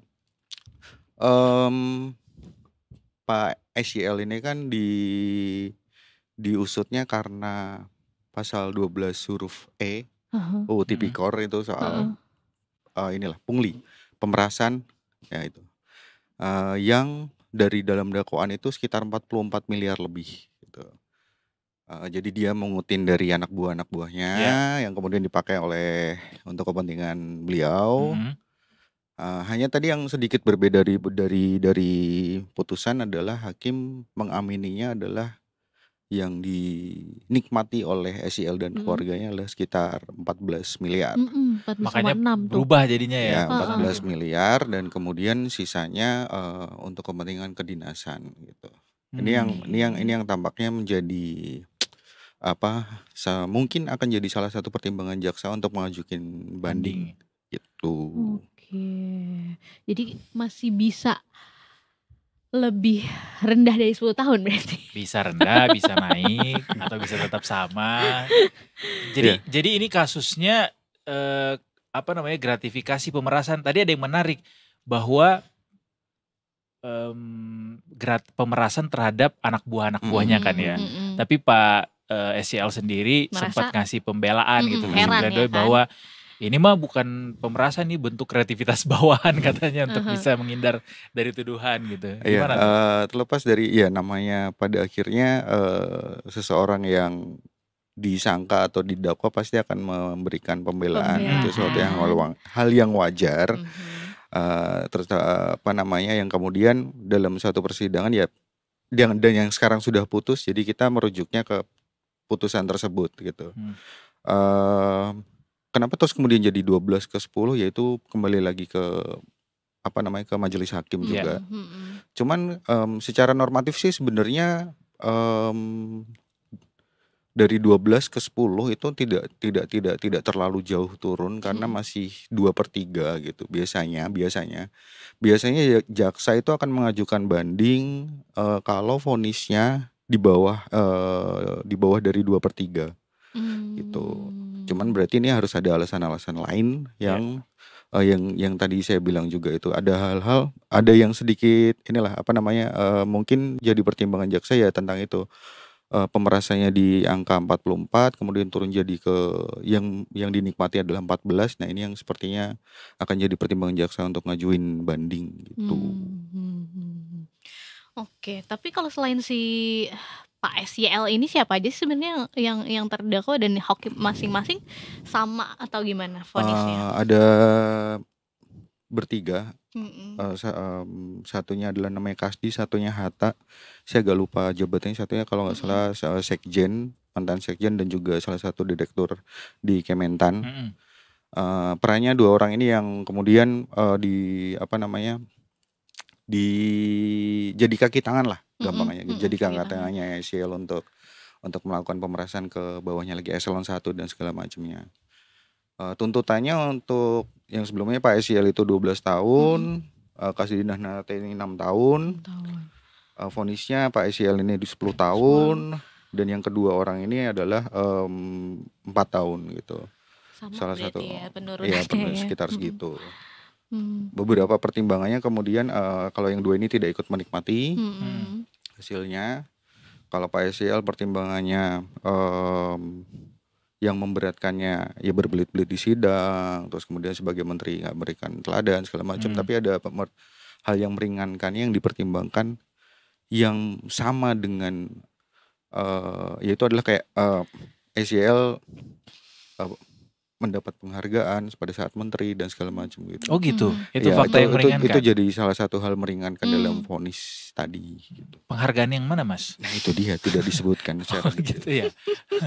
Tapi itu jadi satu hal yang disampaikan SYL pada saat pembelaan juga gitu.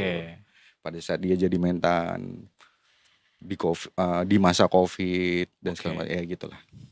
Oke, tapi dari yang 44 tadi, ini masih bahas yang itu lagi ya, karena emang itu yang jadi salah satu poin yang menariknya nih. Ada yang termasuk kepentingan kedinasan tadi gitu ya. Ini berarti benar-benar dikesampingkan sama sekali gitu, atau sebenarnya walaupun emang nggak dia nikmati sendirian sih, apalagi tadi ada buat bantuan bencana alam, sembako gitu, tapi kan tetap ada percikan-percikannya ya. Itu tetap gimana sih kalau di mata hukum tuh kayak gitu nilainya? Sama kayak itu juga yang ex ketua KPK juga kan ikut diseret juga kan dalam pembacaan. Kalau yang yang kemudian 44 kemudian jadi 14 miliar itu, kalau dari pertimbangan hakim adalah bahwa uang yang diperas itu adalah senilai 44, tapi yang kemudian dinikmati secara pribadi dan keluarganya SYL hanya 14 sekian miliar yang kemudian itu masuk dalam vonisnya sebagai uang pengganti gitu.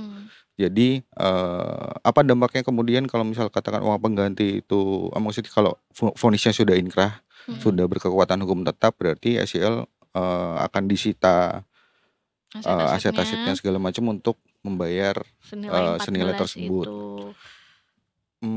Terus kemudian kenapa saya menurut mungkin karena terakhir KPK juga belum menyampaikan secara detail tentang sisa 30 miliarnya itu seperti apa gitu. Kalau dari runutan sidangnya sih seharusnya didorong KPK untuk mengajukan banding terkait dengan hal tersebut karena walaupun tidak dinikmati tapi proses pemerasannya kan terjadi gitu, di mana senilai 30 M sekian tersebut gitu. Dan menjadi tanggung jawab dia juga. Kemudian lanjut lagi ke pertanyaan kalau Firly segala macam, sebenarnya dalam perkara yang saat ini sudah divonis itu jadi side story. Jadi side story yang belum yang memang dalam vonis hari ini memang pasti tidak disebutin karena perkaranya ada di penegak hukum yang lain gitu. Terus kemudian selain dari yang sudah divonis sekarang, sebenarnya juga KPK sedang mengusut perkara lanjutan untuk SCL, yaitu tentang pencucian uang gitu, yang prosesnya masih dalam penyidikan gitu. Jadi selain misal katakan tadi yang vonisnya belum ingkrah bisa naik turun, akan ada perkara lain yang nunggu, ada yang tambahan juga vonis lain ya. Yes, nah yang nanti akan bisa diproses lagi gitu. Masih panjang lagi berarti prosesnya. Baru tahap awal dari vonis-vonis yang akan dijatuhi ke Ya entah bisa SCL. jadi berapa part nih atau Season ya. Aduh, tapi emang ini udah cukup lama juga padahal kita kawal kasusnya ya dari tahun lalu, dari pertemuan bermain badminton, laga dengan berbagai macam drama kepentingan keluarga gitu. Kan cabangnya emang ke mana-mana Iya. pada akhirnya gitu, dari startnya dari mana, terus cabangnya kemana, perkara yang mana. Jadi cuman kan kita harus bisa ya as a wartawan juga harus bisa memilah, oh ini perkara yang mana, benang merahnya kemana, segala macem gitu. Mungkin kalau publik melihatnya kayak kok yang ini udah divonis, kok yang ini kok nggak diusut dan segala macam, ya memang beda Case by case. Iya, Satu-satu, gitu. benar. Ini satu ya capek gitu kan. Iya. Yang jadi pertanyaan adalah apakah setelah kasus ini mereka akan tetap bersahabat We never know what the future atau holds. akan ada sahabat-sahabat baru? Bisa. Yang menemani maksudnya. Jadi abis vonis ini nanti banding dulu akan dilakukan atau ini putusan untuk vonis lainnya, Mas Dani? Apa nih ini timelinenya? Dari pengalaman sepertinya prosesnya tuh mungkin bisa berbarengan gitu, karena kan urusannya berbeda antara yang satu di penyidikan, yang TPPU tersebut, terus di satu lagi yang bandingnya juga berproses. Sebenarnya banding kan juga tidak ada formalnya sih, tidak ada sidang langsung gitu. Itu juga masih, kalau misal katakan masih ada proses lagi, bisa ke kasasi. Jadi setahun mungkin, dalam 1 tahun lagi mungkin masih bisa, akan ada another drama ya. ya. Bahkan belum tentu, belum tentu, bisa jadi ada drama-drama lain yang tercipta justru ya. Cerita-cerita lain yang terbuka ya. Dipertontonkan pada publik. Ada biduan-biduan lain mungkin yang mungkin terungkap. Ini tuh yang bikin menarik kasusnya adalah sangat personal ya. Sangat personal. Iya kan? Fakta-fakta yang Bener dibuka sih? tuh sangat personal. Dan itu gimana nasibnya tuh? Cucu, biduan, dan lain-lain. Itu di yang obrolan kita terakhir tuh di part 2 itu, karena di pencucian uang tersebut yang masih berproses di KPK. Sedangkan ya kadang sih memang side story di kasus-kasus korupsi gitu sih ya, duitnya karena kemana-mana, sedangkan penyidik tuh follow the money. Jadi ya kadang suka menemukan fakta-fakta lain hal-hal gitu. yang mungkin personal segala macam, tapi yang dikejar penyidik sebenarnya bukan urusan personalnya. Betul. Tapi ya ini duitnya lari kemana Kemana nih, aja, gitu. benar. Gitu. Aduh. Ya termasuk pencucian uang nggak kalah serunya sih nanti untuk Money laundering. sidangnya ini. Karena emang bertalian sih korupsi dan pencucian uang gitu. Jadi ada persepsi yang seharusnya diusut bersama-sama, maksudnya dalam satu sidang gitu kan, jadi kompak gitu. Tapi ada sisi lain ya, karena ngusut duit lari kemana, kadang kita aja nih bulan ini gue ngabisin duit kemana aja ya, gue bingung gitu kan. Apalagi yang duitnya anggaran kementerian gitu, duit gue habis nih rekan ini. Ini gimana? masih penasaran soal pembelaan Pak SCL dan juga statementnya setelah divonis itu, kan dibilang soal framing gitu yang dilakukan oleh para bawahannya untuk menjilat segala macam. Ada komentar lain nggak dari Pak SCL terkait pembelaan atas vonis yang ditetapkan ini? So far sih tentang hal tersebut, Yang karena menarik.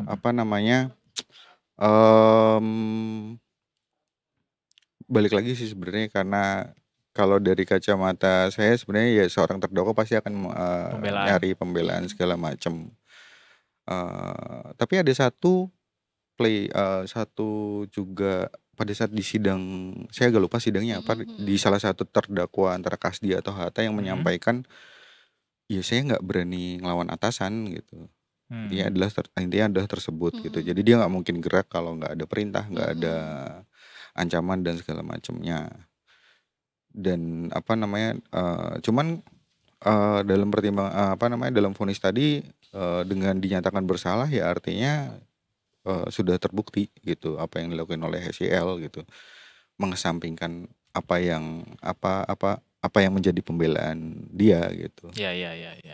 Gitu. Aduh gimana ya ini. Kalau dari Mas Denny sendiri ngandang kasus ini nih sebenarnya poin yang menarik dibandingin kasus-kasus korupsi lain itu apa sih? Kalau dari start awalnya yaitu yang pernah saya bilang juga karena aliran duitnya sangat masif gitu. Dengan nilai yang ya sebenarnya nggak kecil juga 44 miliar sekian, tapi yang alirannya tuh kemana-mana yang sampai ke keluarganya dan segala macam. Iya banyak cabang.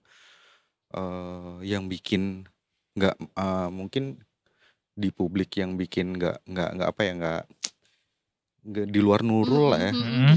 Yang bahasa sekarang di luar nurul tuh adalah kayak nggak habis fikri, di mana kayak disebutin anaknya minta mobil, kemudian ada 5 dirjen, satu patungan 100 juta buat renov rumah, buat beli acara ulang suku tahun, cadang, buat ulang tahun, sunatan anak segala macam. Itu sih yang bikin ini hal-hal kecil yang kayaknya ya kok bisa gitu. Iya. Tapi banyak unsur politiknya kah di dalam kasus ini dari pantauan Detik News sejauh ini? Walaupun bukan pengamat politik ya. Benar. Cuma gimana dari para pakar melihatnya? Setiap kasus yang melibatkan politikus pasti seperti itu pada akhirnya gitu. Dari kan kalau nggak salah waktu pas Pak Joni Plate ini Nasdem ya, Pak Joni Plate juga jadi ditersangkakan kan juga unsur politiknya juga ada. Ya, mau gimana lagi menteri tapi backgroundnya politikus. Partai yang bersangkutan pasti juga akan ngomong. Yang sini ngomong enggak terkait, yang sini ngomong juga terkait. Jadi bentur-bentur. Jadi mau nggak mau ada tendensi politik pasti yang masuk dalam ya. Jadi ada yang ketar-ketir juga pasti ya setelah terbukanya kasus ini. Ya either ketar-ketir atau nggak tahu sih yang lain atau gimana. Merasa terselamatkan. Karena tadi dibilang sama Mas Dhani gitu. Kalau ada politikus masuk pasti akan ada unsur politik atau tendensi politik pada akhirnya yang berpengaruh gitu. Dan namanya politik kan sangat dinamis ya. Sangat dinamis. Bisa A pada detik 5 jadi B di detik ke-6 gitu bisa juga. Jadi ya begitulah. Kita nantikan bersama lah ya dari secara proses hukum pasti akan kita kawal terus gimana. Apakah jadi nih 10 tahun?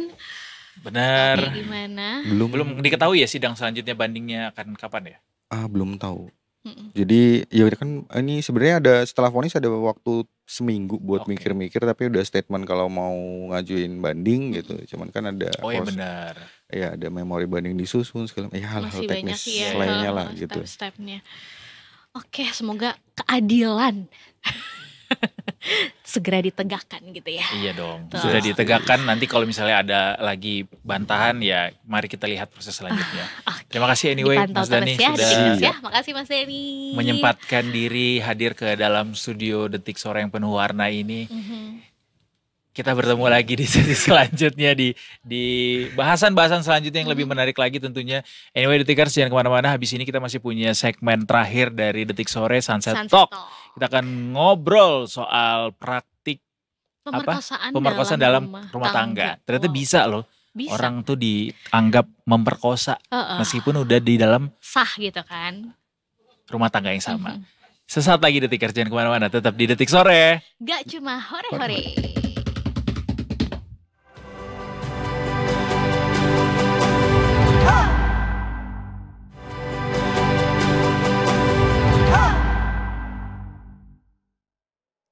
You're still watching Detik Sore, gak cuma hore-hore. Suasananya udah mendukung banget ya. Ya, walaupun dihantui oleh polusi udara Jakarta masih backgroundnya. Ini bukan mendung ya. Bener. Tapi mudah-mudahan apa yang kita bahas ini bisa jadi solusi untuk polusi yang terjadi di rumah tangga. Benar. Dan kemendungan yang suka menyelimuti awan rumah tangga. Bener. Ya kan? Ini suka menyelimuti ya. Karena banyak orang yang nggak tahu ternyata ada yang namanya tindakan pemerkosaan walaupun dalam satu rumah tangga yang sah gitu ya Sis? Iya, jadi ini bisa jadi satu ancaman juga ternyata dalam kehidupan berumah tangga. Betul, apakah Sis sudah mengalaminya? Bukan saya kebetulan Sudah narsumnya. semacam berharap gitu ya? Bukan saya kebetulan narsumnya ya. Kita akan bahas itu semua sama orang yang paling ahli dan paling tepat untuk bahas ini, yaitu Mbak Zoya Amalia. Sexolog klinis. Hai. Welcome to Detik Sore, Mbak Zoya. Halo, thank you buat undangannya. Iya, walaupun berat sekali ya topik ini ya. Kita juga pasti kasih tahu, wow, ini ya apa namanya, kita cocok gak sih untuk bahas ini gitu. Menarik sebenarnya. Sebenarnya bagus juga, cocok dibahas walaupun belum menikah sebenarnya buat persiapan ya. Karena ini kan nggak bisa tiba-tiba udah menikah terus kita berubah ya. Justru mulai dari sekarang kesadaran tentang hal-hal kayak gini tuh penting. Yes. Karena kebetulan banget. Thank you juga loh untuk ngambil topik ini. Karena banyak orang yang nggak mau ngomongin ini sama aku loh. Iya. Seriously? Iya, because ini kan berat banget gitu. Jadi orang-orang kan banyak ya udahlah deh gitu aja. Dan banyak aja. benturannya gitu kan. Banyak benturannya betul. Benar. Salah satunya tadi kita ngobrol sebelum on air. Ini salah satunya ini kan bertentangan sama apa yang dianut dalam agama gitu misalnya. Is it true? Do you agree with that? Saya suka nih pertanyaan ini. Abu-abunya awan Jakarta jawab. Mungkin jawabannya juga jadi sedikit abu-abu karena gini. Harusnya ini kan tidak religius, namanya perkosaan. Tapi kalau aku ceritain bentuk perkosaannya seperti apa, orang banyak yang marah. Karena ngerasa harusnya memang itu dilakukan aja, itu bukan bentuk perkosaan, kejam nggak? Dan ada beberapa yang bahkan menggunakan ayat-ayat agama untuk memintanya. Kamu dilaknat malaikat loh kalau nggak ngasih saya. Kewajibannya seperti ini. Kadang-kadang orang lupa kalau dia nggak mencumbu pasangannya juga dilaknat malaikat kan. Tapi sering menggunakan justru hal-hal yang religius, ayat-ayat gitu ya untuk kepentingannya sendiri. Gitu. Jadi ya udah kamu kalau mau ya harus siap. Namanya juga terutama yang relatif lebih sering ini terjadi pada pihak perempuannya. Gitu. Apakah ada pada pihak laki-laki? Saya kebetulan belum pernah dapat klien yang laki-laki. Oh gitu. Kalau untuk ini juga kita tanya, kita obrolin tadi kan. Kalau perempuan beberapa ada. Dan wah susah sekali ya gitu cara pulihnya. Karena sumber cinta dan sumber kecemasan itu ada pada orang yang sama. Aduh, berat banget tuh. Dia yang membuat Sweet sakit and dan dia yang bitterness ya, Mbak, ya? menyembuhkan. Bingung kan? Kan gini, seringkali kejadiannya nggak sengaja. Gitu, nggak sengaja meminta terus agak udah dong aku udah mau banget nih gitu. Yang satu aduh aku belum siap. Udahlah asal ini aja deh gitu. Terus gitu trauma gitu tiba-tiba. Nah kan itu nggak bisa di rewind ya. Ayo coba balik lagi ke masa sebelum ini ya nggak bisa. Iya. Mungkin ini dulu kali ya. Basic dari yang paling basic adalah definisi perkosaan. Apakah di luar rumah tangga, di dalam rumah tangga ini ada perbedaan gitu. Kalau di luar rumah tangga kita udah tahu ya bahwa sebenarnya sama. Rape itu apa sih? Itu kan adalah melakukan hal-hal yang berhubungan dengan seksualitas kita gitu ya. Kalau sexual harassment kan berhubungan yang dengan sensualitas dan seksualitas kita lah gitu. Nah kalau misalnya rape ya perkosaan sebenarnya adalah pemaksaan. Kan pemaksaan terhadap hubungan seksual secara khusus gitu ya. Bentuk-bentuk hubungan seksual kayak misalnya pemaksaan penetrasi gitu ya, baik penetrasinya anal kah gitu ya, vaginal kah gitu. Tapi kalau udah hubungannya ada penetrasi ya berarti itu kan rape. Gitu. Jadi selama itu ada unsur pemaksaan dan ada konsen yang belum terpenuhi itu definisinya pemerkosaan. Nah, I like begitupun di rumah tangga.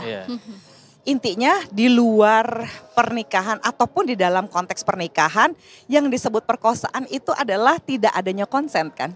Tidak adanya persetujuan. Situasinya gini nih, situasinya bisa diawali dengan sesuatu yang sangat innocent. Tapi ini sebenarnya bukan respect gitu ya. Makanya saya bilang nggak apa-apa bahasnya sekarang. Kalau udah nikah kita nggak ngeh. Terus kalau udah dibahas kayak gini orang yang mendengarnya udah nggak bisa bilang ya kita kan nggak tahu. Benar. Gitu. Jadi sesimpel gini. Aduh capek nih gitu. Kadang-kadang kalau kebanyakan yang saya tahu nih saya nggak bikin research, tapi ini saya pelajari aja ya dari pengalaman, klien, dari curhatan-curhatan di sosial media kepada saya gitu ya. Pasti gini, pulang stresnya tinggi kan, ya apalagi kerja di kota besar kayak Jakarta misalnya salah satunya. Terus relatif kebanyakan laki-laki atau oknum laki-laki ya, ketika dia stres dia ingin apa? Ya, Bang Edo. Seks. Sudah diperjelas tadi, oknum laki-laki. Jadi tidak digeneralisir ya Mbak ya? Tidak generalisir. Karena ada yang nggak begitu. Ada yang udah mampu mengelola stresnya, dia mengelola stresnya dulu. Jadi benar-benar berhubungan seksual itu untuk mengekspresikan cinta. Tapi ada beberapa oknum laki-laki karena budaya patriarki sebenarnya terjadinya perkosaan itu. Jadi budaya patriarki itu bukan membenci laki-laki. Saya feminis tapi saya mencintai laki-laki, ya kan? Nah, kalau budaya patriarki itu ngerasa bahwa dia entitled. Saya adalah gender yang merasa berhak melakukan ini. Gender perempuan juga sebenarnya ada yang merasa entitled melakukan ini kepada pasangannya juga sama patriarki ya. Jadi dia datang dia ngerasa, aduh saya kan capek, saya stres, saya pengen seks. Sesimpel itu. Saya pulang, saya nggak mau nanya istri saya lagi gimana, apa dia begini. Jadi si oknum laki-laki ini datang pulang, tanda kutip, sayang dinas yuk dinas. Jam 2 pagi, ya kan. You're not ready, nggak even ada cumbuan, rayuan, atau gel lah gitu untuk dipakai sama istrinya, masih seret-seret gitu, terus dipaksa. Akhirnya berakhir di UGD. Banyak terjadi kasus seperti yang itu. Sampai. Makanya kalau orang bilang. Itu secara klinis gimana? Bisa sampai berakhir di UGD? Kan lagi kering, jadi orang bilang, oh enggak, dia nggak akan makin berdarah, apalagi sudah melahirkan, melahirkannya normal pula loh, berdarah itu karena nggak siap kan. Jadi berapa banyak yang berakhir di UGD berdarah-darah, atau bahkan sampai nangis, jerit, Kayla gitu aja kenapa sih? Diem aja deh, ntar juga bakal nggak kenapa-napa. Jadi gini, ketika berhubungan seks pertama kali maupun lagi nggak siap berhubungan seks, ya kalaupun itu harusnya agak tidak nyaman sedikit dan ada lubrikasi. Tapi kalau sakit ya stop dong. Jadi kalau misalnya udah mau melahirkan normal sekalipun udah pernah ada bayi keluar dari sana, kalau nggak siap ya nggak siap aja. Dan pemaksaan-pemaksaan itu kan adalah marital rape, adalah perkosaan di dalam rumah tangga. Jadi sekali lagi kalau idenya memang patriarki, merasa kita berhak memintain dari pasangan kita, ya harus mau, harus oke. Ada sih, saya cuma dengar beberapa kali sesi konselingnya online pula gitu ya, nggak ada yang mau datang, tapi ada juga perempuan yang melakukan itu, merangsang pasangannya, maksain, pokoknya enggak aku lagi nggak ini, terus kesel karena pasangannya nggak bisa ereksi. Kalau laki-laki agak susah kan kalau dia lagi nggak ereksi. Wah dipaksa lah, dibeli oral seks, dirangsang lah, itu juga. Itu ya perkosaan itu juga perkosaan. Kalau nggak, saya lagi benar-benar nggak mood sayang, saya lagi nggak mau. Cuma kebanyakan kalau laki-laki sayangnya gitu ya, ketika ada oknum perempuan yang melakukan ini, laki-laki banyak malah dihina. Alah pasti lo mau kan, jangan pura-pura lah. Semua laki-laki tuh, semua laki-laki pasti maunya seks. Yang kan laki-laki juga bukan tombol lampu yang on off gitu ya. Kan juga ada yang butuh dirangsang, disayang-sayang gitu ya. Nah orang tuh berasumsi kan di budaya patriarki ini gitu, dan sayangnya budaya patriarki juga sangat-sangat melegalkan rape culture. Rape culture itu yang ya kewajiban lah. Nah, lo kan perempuan harus mau begitu. Terus ya kalau laki-laki pasti mau seks lah. Oh boys will be boys. Nah, itu hanya stigma yang pada akhirnya jadi budaya di masyarakat Mbak ya. Itu budaya perkosaan. Benar. Ya ketika kita melegalkan segala sesuatu yang udahlah itu biasa aja, it's okay gitu ya. Namanya juga pernikahan, there's no such thing as tidak mengakui adanya marital rape aja gitu. Itu udah termasuk bagian dari budaya perkosaan loh. Nah, ini menarik nih Mbak, karena kan akar dari budaya ini bisa menjalar ke masyarakat itu mungkin dari terlepas dari budaya yang selama ini kita anut yaitu patriarki tadi, literasi masyarakat Mbak. Apakah perlu ada semacam peliterasian ke masyarakat sebelum menikah bahwa artinya masuk ke dalam kurikulum sebelum pernikahan begitu untuk bisa mengenalkan ini, atau bagaimana? Perlu sampai ke situ nggak caranya? Saya sih sangat setuju kalau bisa kayak begitu. Cuma kita juga mesti hati-hati, jangan sampai punya nilai atau sertifikat khusus nanti diperjualbelikan dengan nggak jelas, ya kan? Oh mesti ada sertifikat seks edukasi, kalau nggak boleh ini, terus nanti mulai aja lah ada oknum yang ngasih ngecap apalah ya dikorupsi lah gitu ya. Selama gini edukasinya ini kan bukan masalah mendapatkan sertifikasi ya, tapi sebenarnya sebuah keharusan orang untuk bisa memahami. Makanya saya senang ada sosialisasi kayak gini kan adalah sebuah seks edukasi juga untuk ngasih pemahaman. Betul. Karena memang berapa banyak sih yang mau mengangkat topik kayak begini. Begitu habis itu saya biasanya dikecam lagi. Orang-orang kayak apa nggak ada itu kayak gini. Lah gimana ya? Benar. Bahwa kita itu mengedukasi supaya keluarga kan harmonis. Emang apa untungnya saya mengatakan seperti ini? Saya nggak ngecam laki-laki, saya nggak ngecam perempuan. Saya sangat menyayangkan karena kalau sudah ada yang namanya trauma, jangan pikir trauma itu bisa healing-healing kayak anak Jaksel gitu ya, yang tinggal pergi kemana terus langsung healing. Sebuah trauma itu akan ke-trigger seumur hidup. Bahkan sampai ke anak kah bisa? Iya. Gimana tuh bisa sampai ke anak pada akhirnya dampaknya? Gini, misalnya nih ya, contohnya gini, si ibu udah sering kali nggak kepengen seks, dipaksa sama suaminya. Misalnya ya oknum suami ya memaksa. Dia sebenarnya nggak mau, tapi pertama dia masih ya udahlah gitu. 2-3 kali lama-lama pertanyaan suami biasanya begini ke saya suka deg-degan tuh kalau ada suami yang nanya, Mbak Zoya kenapa sih istri saya kayak gedebong pisang? Pernah denger kan? Atau Mbak Zoya kenapa sih istri saya tuh kayak ikan mati? Geleper udah. Ya. Saya kan gini saja, oke Pak. Biasanya mereka nggak tiba-tiba jadi kayak ikan mati atau gedebong pisang. Biasanya nih ada momen-momen dia mungkin lagi nggak gini. Orang nggak harus capek, orang nggak harus stres, tapi bisa jadi lagi nggak capek pun nggak mood seks itu bisa loh. Orang kan suka mikir, kenapa sih kamu capek, kamu ini. Orang lagi nggak capek juga nggak mood seks tuh boleh dong. Sama aja kita lagi nggak capek, tapi kita nggak pengen makan es krim gitu loh, misalnya. Nah, orang tuh suka nggak terima. Kalau kamu capek ya boleh lah loh. Lagi nggak capek emang nggak boleh nggak mood. Lagi nggak mood dipaksa terus sekali 2 kali. Sampai misalnya ada istrinya yang, saya biarin aja, saya diem aja deh, saya ngitung aja, saya tarik napas aja. Udah deh cepetan, nanti pertanyaannya gini, udah kan yang, udah, oke udah ya. Kamu udah dapat belum? Udah gak penting aku. Ya, sekali 2 kali masih bisa faking orgasm. 3-4 kali udah gak bisa faking orgasm, udah makin tegang. Terus nanti anaknya datang, gitu. Apalagi ya, hasil dari itu gak berapa lama hamil. Begitu anaknya lahir, kena baby blues. Karena pasti ada depresi lanjutan kan gitu ya. Dari baby blues mungkin cuma sebentar, tapi postpartum depression. Secara tidak langsung ada ibu yang menyalahkan anaknya. Saya ingat nih kejadian kamu sampai ada adalah pembiaran seolah-olah saya ini cuma dipakai aja sama pasangan saya.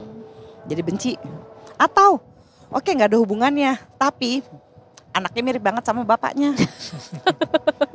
It's like deja vu. Ya kayak sayang, kan yang paling gak enak dalam psikologi itu adalah perasaan yang konflik. Sayang dan benci bersamaan itu konflik banget dalam psikologi.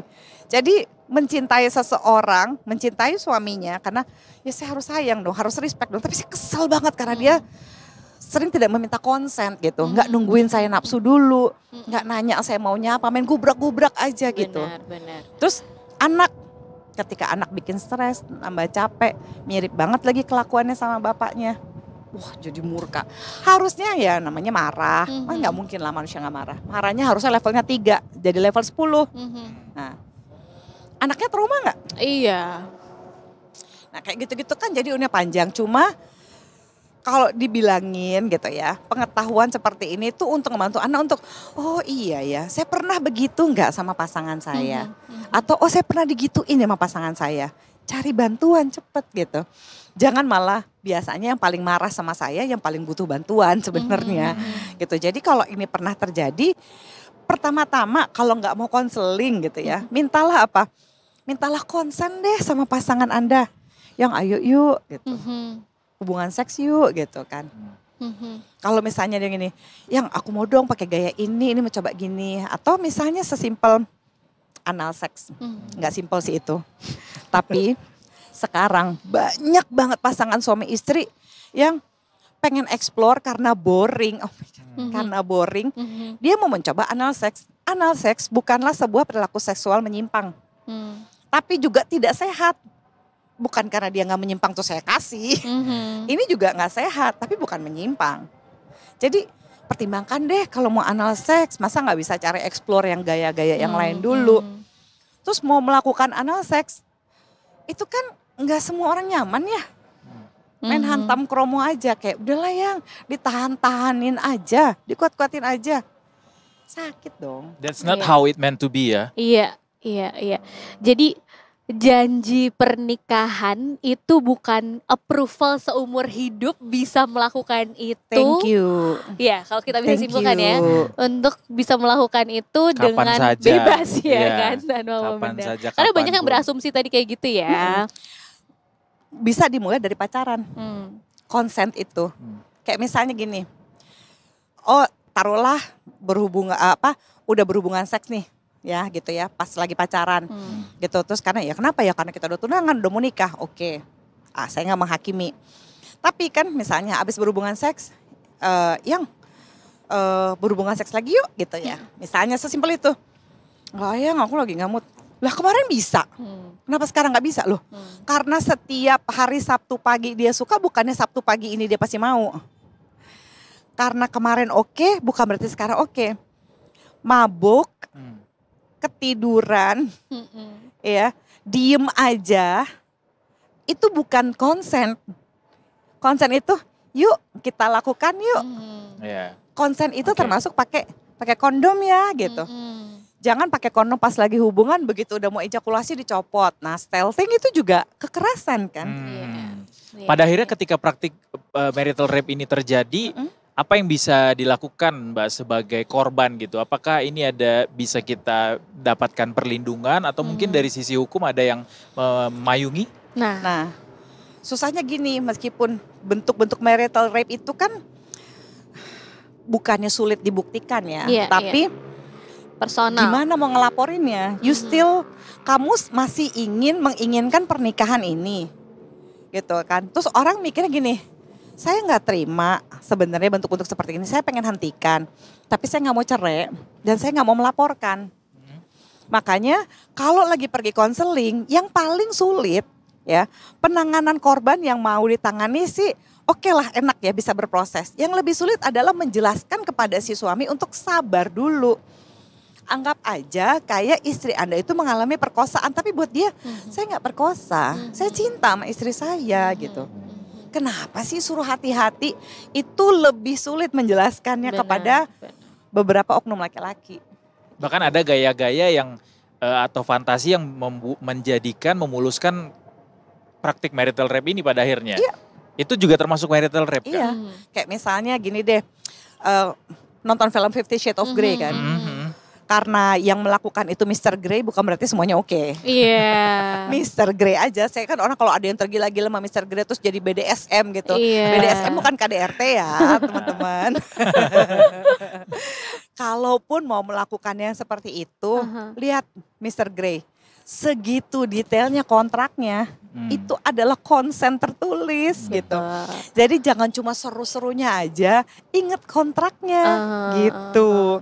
Nah, kita pernah meminta konsen seperti itu enggak gitu sama pasangan, kayak yang aku pengen gaya ini, aku pengen pakai dipukul-pukul sedikit, tampar-tampar sedikit. Tamparnya aja mesti ditanya, tampar yang enak seberapa tampar yang sakit tuh segimana? Sampai kadar sakitnya bisa diterima tuh semana gitu ya. Thank you.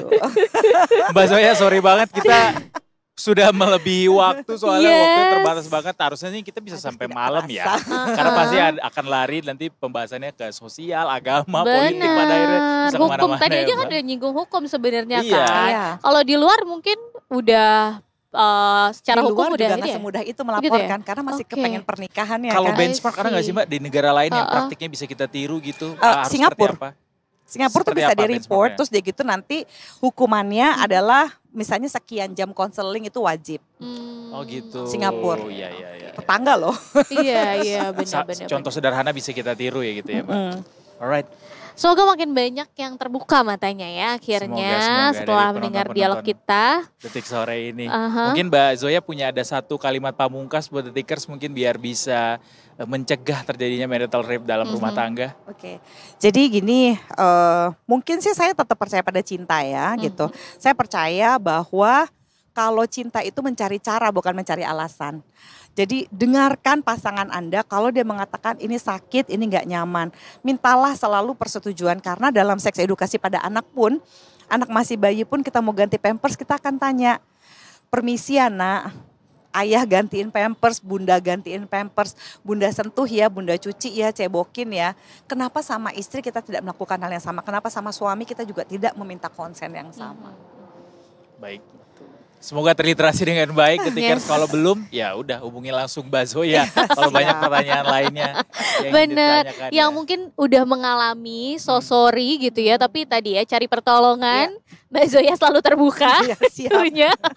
Tapi selama ini kliennya banyak kan perempuan ya soal ini ya? Enggak, pasangan. Oh pasangan. Saya bersyukur sih kalau salah satunya datang, kalau perempuan biasanya relatif agak lebih sulit ya ngajak suaminya. Tapi kalau suaminya yang datang relatif lebih mudah membawa si perempuannya ke dalam konseling. Saya nggak tahu gimana. Apakah ini linear Mbak dengan status ekonomi rumah tangga seseorang kasus ini? Masalahnya kalau tempat konseling saya kan premium, jadi saya nggak bisa ngebandingin. Ya. Mungkin kalau di sosial media, di YouTube saya gitu atau di Instagram ya mungkin udah bercampur-campur gitu ya. Oke. Terima kasih banyak sekali lagi Mbak Zoya. Thank you so much for coming here.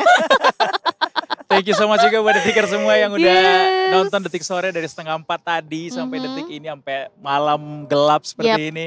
Terima kasih, besok kita masih ada lagi akhir pekan, hari terakhir hari Jumat, jam yang sama dan juga tentunya di detik.com, dan jangan lupa juga buat follow seluruh sosial media Detikcom di @detikcom. Anyway, satu permintaan lagi buat Mbak Zoya, boleh minta tolong tagline kita. Sebutin tagline kita ketika nanti kita bilang Detik Sore, Mbak Zoya bilang gak cuma hore-hore. Gitu Mbak ya. Dengan gayanya Mbak Zoya. Asal jangan gaya gaya bebas, terserah pokoknya. Ada tariannya. Terima kasih Detiker sekali lagi, besok kita jumpa lagi. Terima kasih juga Eksis sudah hadir hari ini. Terima kasih Mbak Zoya. Terima kasih seluruh kru juga yang bertugas. Kita pamit dulu, besok jumpa lagi tentunya cuma di Detik Sore. Gak cuma hore-hore. Thank you guys.